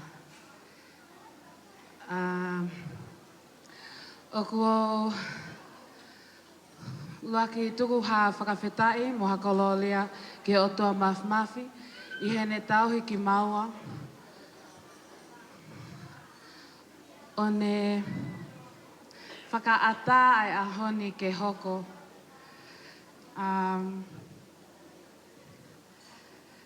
O ko whakamalo atu eni ki he whaiwhekau, wesi le tu a koe. Malo ai ako naki mo tō wholofola na ke whaika ki maua. Kia te ki maua he malanga he ahoni. O ku maua loto honga ia i he malanga na ane whai, na ke whai kia te ki maua. Ke mat, koe otua pe ai mautauhi. Pea ke ma ai e otua ke e whika uluaki i he mamo ui. Ko gole ke u whakamalo atu ki a mata whanua, fotofili, se whesiwunga, hauwhanga whai ngaa, whai whikau aspeli, Steven Fa, moe u whai whikau hono kotoa na e kau mai i he aho o e mamali. Ko hai ki maua ke whonu whai whikau he ahoni. O ku mawhon ke lesi ia. He iai ai whai whikau o ku lahi, toko lahi. Ke kau mai i he aho mali. Ko oku atuha whakamalo ki he eku whaahi tamai, whonu Moimoi, en Golovai. Oku ofa lahi atu kia te ki mau tolu. Malo ho o mau ofa i he mata eku tamai. O mau tuku e mea kotoa. Pea mau hau. Whai mai e mei me lipo ane. O mau hau. Koe uhi o mau ofa i he mata e kuta mai. Whakamalo lahi atu kia te ki mau tolu hana kotoa. Ko atu e ni ha whakamalo ki he eku whangawha e. Koe ahoni. Ko ngali e whine koe uhi ko ho mau tauhi na mau whai. Pea oku o loto honga ia i ho mau ofa kotoa ko mau whai mai kia te ao. Ki he eku other mothers. Epinisa.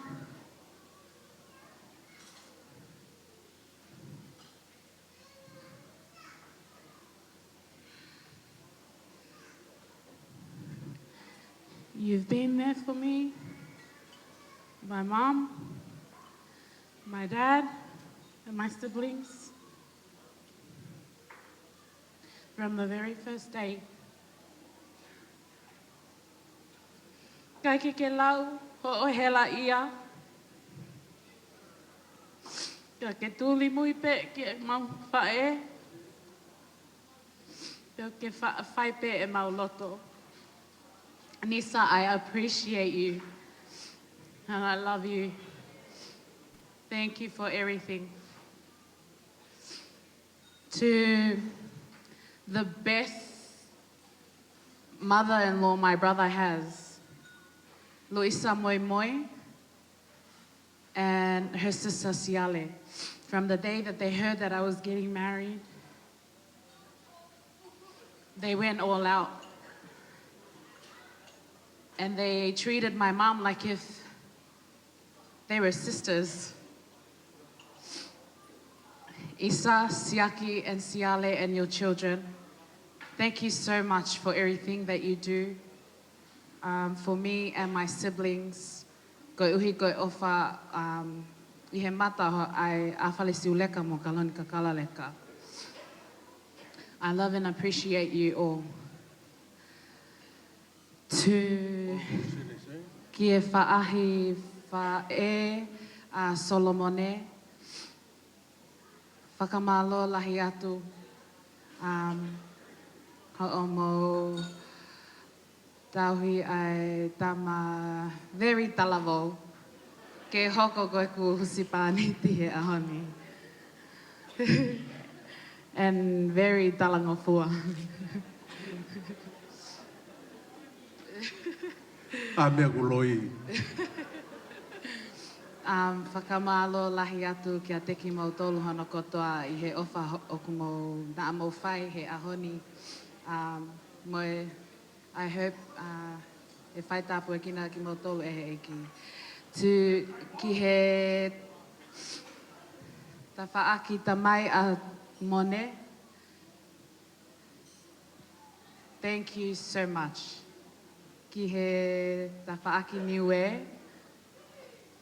Thank you for accepting me to be a part of your Niuean side. And thank you for doing everything that you can with this wedding.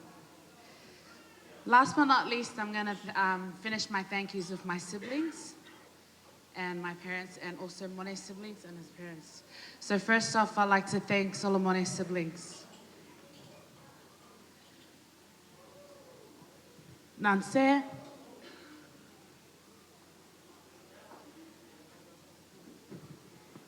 Sese, Lopi and Mela, and Simone. I know me and Mone haven't been that great of a wedding planner. We are very unorganized, but we are so grateful to have you guys do all you can to make today possible, especially Mone's sister Nanse.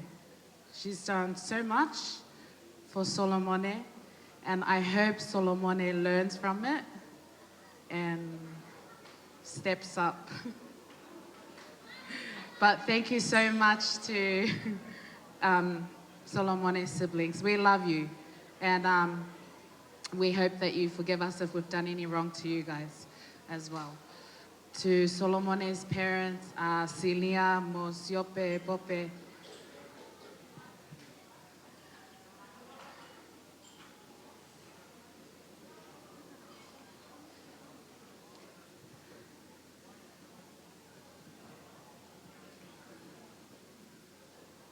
Okuo Ilope,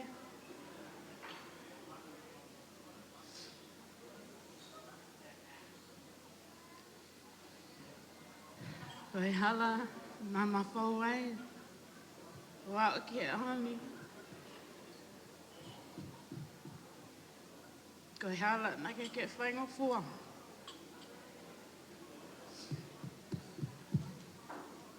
Kakoho Mo Ofa, Yateki Maua, Pemoloto Toa, Ke Whai Ai Mali, Silia Siope Whakamalo Lahi Atu, for accepting me. I will, from now on, I have a little story about my dad. So my dad, he always asks me for money. So he's very whakaheke. So if he needs something, he'll be like, Mana, ai ha tola te au hena. And then me being a daddy's girl, I'd always say yes. So Dad, from today onwards, it's no longer you, it's now Siope's turn.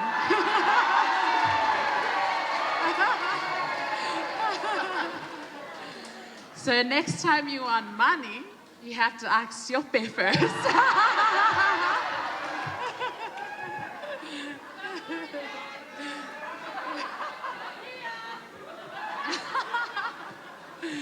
But Celia and Siope, ofalahi atu kia te kumaua.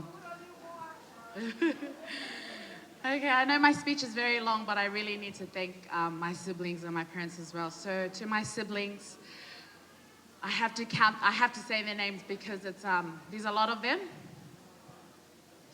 So there is Kavenga, Lafmoa, Paula, Alisi, Sevia, Nane, Paango, Sioeli, Latu, Junior, Ota. And also my sister-in-law, Melanie, not Moimoi, Taufa. Thank you so much for taking all the stress off me for this wedding.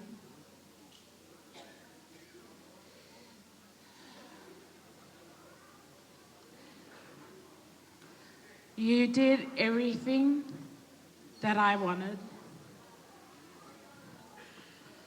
Whenever I was stressing, there was always one of them to pick me back up and provide for me. The love that I have of my siblings, it's very unbreakable. We would literally do anything for each other. No matter if one goes poor and the other one has more money, we would still provide because we have love in our family. And I want to thank you all for making today. I was very calm today because of my sisters. They did all the stressing for me. Whenever I needed something, they would be like, oh yeah, I got it. So to my sisters and brothers, thank you so much for everything that you've done and helped to provide for this wedding. I appreciate and love you guys always. To my fahu, my beautiful namesake, Kalonikakala lahi. Thank you so much for coming from New Zealand. I know it was very hard and unexpected. Nana's sick.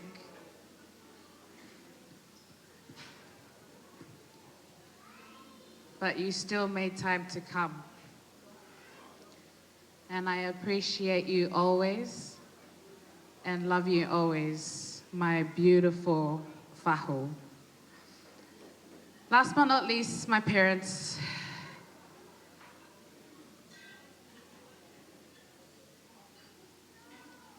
My mom, me and my mom have a weird relationship. If you know, you know. We don't really agree on the same things. But today, Mom,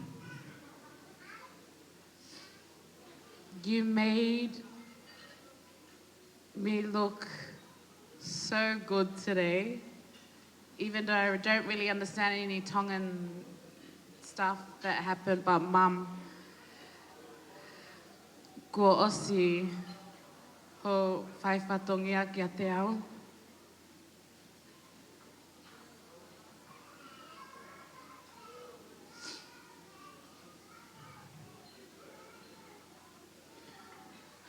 All of your stress can now come to ease because the wedding is over now. But thank you, Mom, for loving me, for who I am, and for always doing what I want. Thank you for all the akonakis that you have taught me. I will take that with me in this new life that I have with Solomone. To my dad.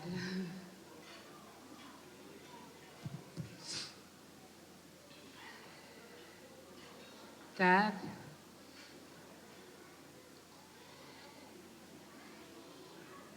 you're not gonna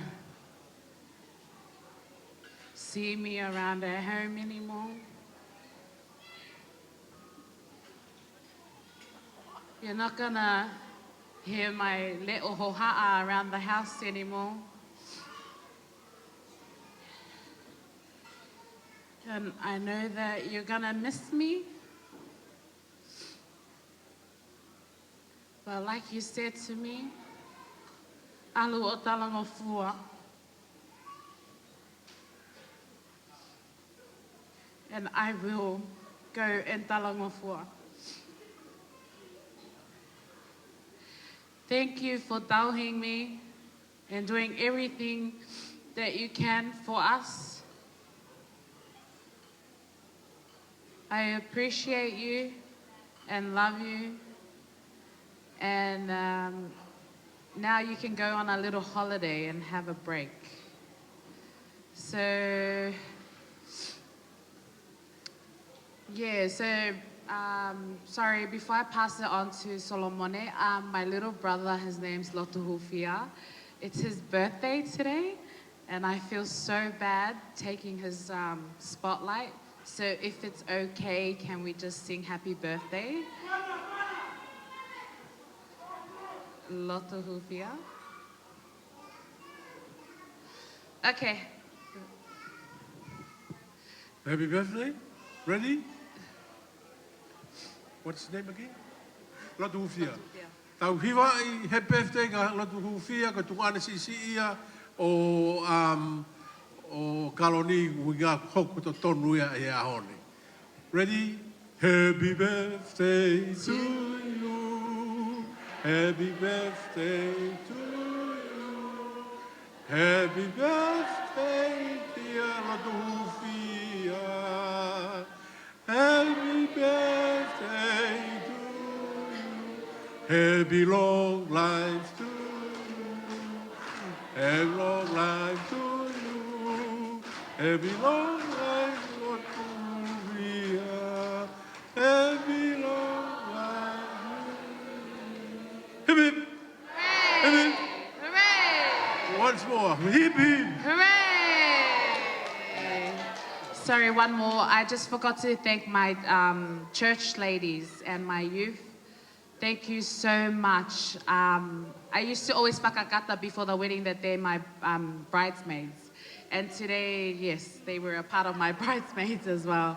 So, Evangelio Church, whakamalo lahi atu ho mo tuku taimi o mo travel all the way from Melbourne just to be here together with us to celebrate this wedding day of me and Solomone. And Solomone is ready to come and join the laulalo at the church. Goia pe malo. Thank you so much to everyone who attended today. We love and appreciate you all. Solomon. Whakatapa ki o toa. Tap ke whanau hau eiki maha tau I whanua.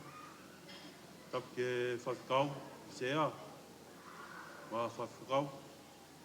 Tap atu ki ongo whau, ongo whamil. Ke atu halea whakamalo. Whakamalo atu ki o toa, e ne whakahoko e aho koeni. Whakamalo ki whakakau sea. Whakakau malo lo. Koe kau whakakau kotoa pe. Maloho mou tuku tapuaki, maki maua I hana. Whakamalo ki uku whahu, Violet i Tueneau, o ofat kia koe, mo family.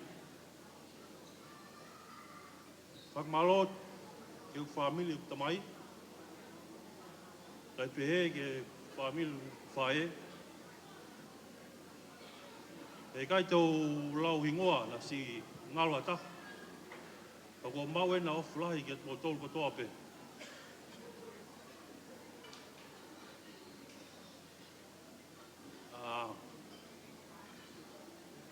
To my siblings.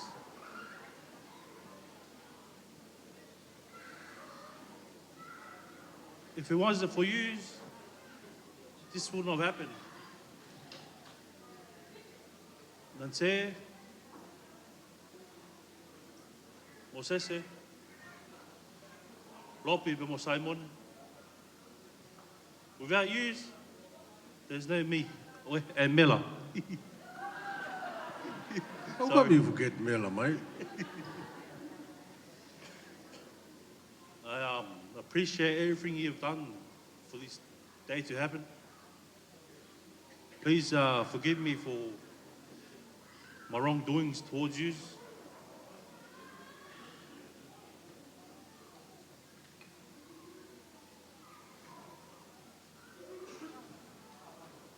I will always be there for you guys, whatever you guys go through, because I'm your guys' big brother.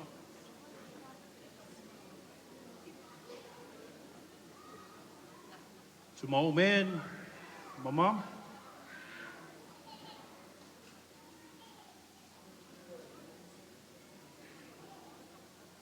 Maloho mo tahu iau.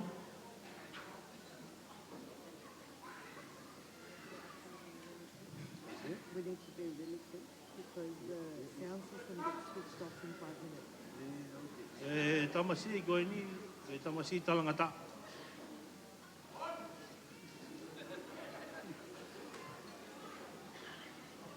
For everything you've done for me, I owe my life to you guys. And not only you, but to the Lord Jesus Christ for blessing me, you too.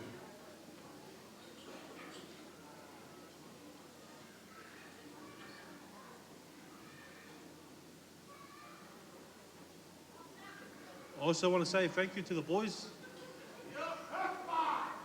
You know who you are. Thanks for coming.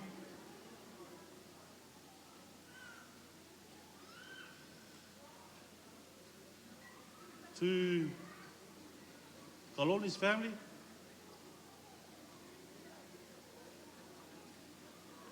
Ko single pego o sa teku si talelele iau. Ko maha o whalahi atu mo tolu ko toa pe.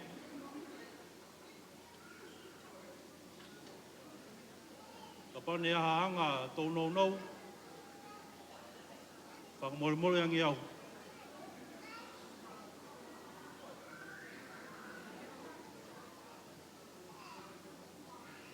To everyone, thanks for coming today.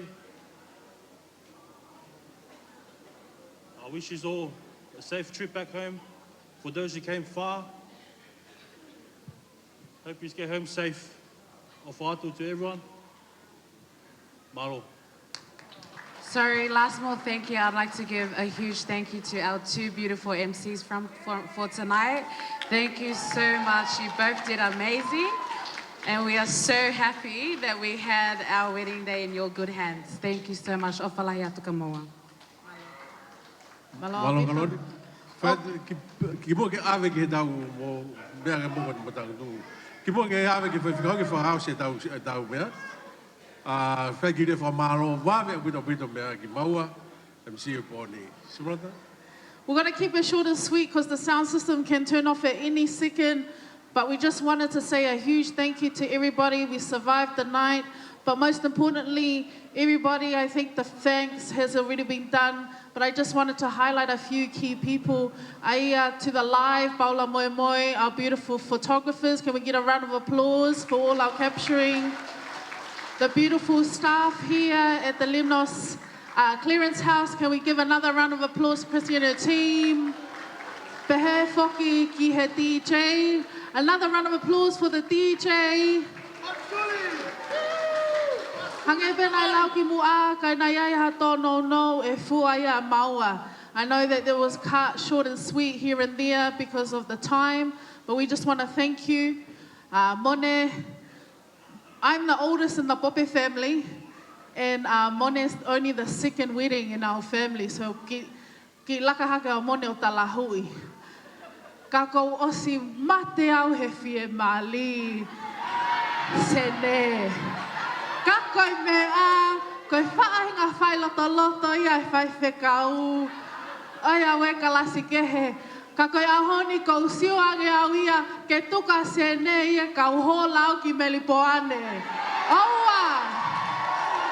Whakahua pe, ka kou whakamalo lahi atu. Thank you to all our guests. No more thank yous, but a huge round of applause for the behind the scenes. Take it away, co-MC. Malo au pito leva malanga kata tawatu. Malo si mata whamalo lahi atu ke family. Taha huinga na mawhulau mai me Nusila. Ko Solomone ko mokopuna lahi tahaia e mau wongo mātua. Simurata, Solomone Pope, mi hala fo mo hapai. Maroro e mau mātua, mau keiki, maroro e mau wongo mātua kia mere pa mo siaosi, pa vega wholau mo tāni ala met, ta ko waia. O huinga e mau muui e ahoni. Pa maroro lahi atu e Kalonikakala, o takilelei. And I do believe you are suitable for the next stage. I tu ya aku ke feunga ke hoko atu ke la kanga no api. Te ke ako e ko mone ke sai. Ako ke poto le Tonga, ako ke poto e Moimoi. I trust you that you will be a good leader. Whakatau loa moua, this is my message for you. Whakatau loa moua ke ngolalahi e family. Ma tohia Paula ke aloma mahiwa vesta hawa une pehe, pe ko tau ke tete ne tau te hina. Uhinga ia the older or the elder serve the younger. Pa ko mo fato ngia ia ta tau pe mone ke family o Kaloni mo ko Kaloni ke family so longe. Fa malo la ia. Fa si na me mari au I kolovai. He na fa ia ko te ko kolovai. Pa na ka ke hoko ia. Ko wi ko na mone ke fa ha ko ko. Ka mo me taha. Na mo to me mari pe mo I vatu. Ka na fa mo loto mere ko wi gai. Ko loi pe ia ma kua. Fa hua pe fa malo la ia tu la mai poni. Mo to ko pe malo fa siu pe he foki ya sadek malo o fa lai ma te fin le no family. Tuangi fa fikau e lava mai fa os ai tau. Ya le ga ke feunga mo fa kau so sorry ga doa fa tau lida tau fifia fonga port. So the time is ticking. After the closing prayer, if we could hurry up outside so the staff can clean up kataki because we're over time. Goya pe malo. Mahalo to pito oeki mo tau kainga. Mo mea mai be ko pure ni mo ne kaungawe ko ose taimi. Ko e te utalanga fua ke tutuni ko fai MC ke u lere mai o frao si e tau katoa ngaha. Ke tau lotu. E o toa mafuka mauta mai whakahewani. O mawhana o mauloto. E katoa ngā o pōni. Te koe ne mawhana o mauloto ko ho kau mai. He ka pauna e ngā here holo se tane. He katoa ngani. Oi awe. Ai whakawhitai mua, he nā e whiri he kaunangani, he moe tamaio e kini, ko nau tau I koe. Pe ke tauhi e nā where mo whafo, me he taimini o taingata. Tā buak mai o ngā whamiri, tā buak mai tangata ik whai whakau sea me ka whai whakau. Tā buak mai ka ngā maheni. Ke tā buak mai mautolu ko tōpe. Mo moi atu ai lotuni. I hua whau sisu kalaisi. Ka koha mau whakamaui. Ko Iglesia e iki ko Sisu Christ. Mo e awha e o tua whio hio e lau maari maanion. Ke ia tek tau tolu ko tope ia. O tai ngata. Amen. Palo vito.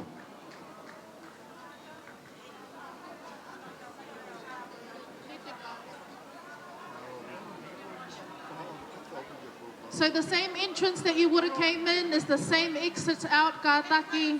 So the same double doors, that's the way out. Malo Alpito.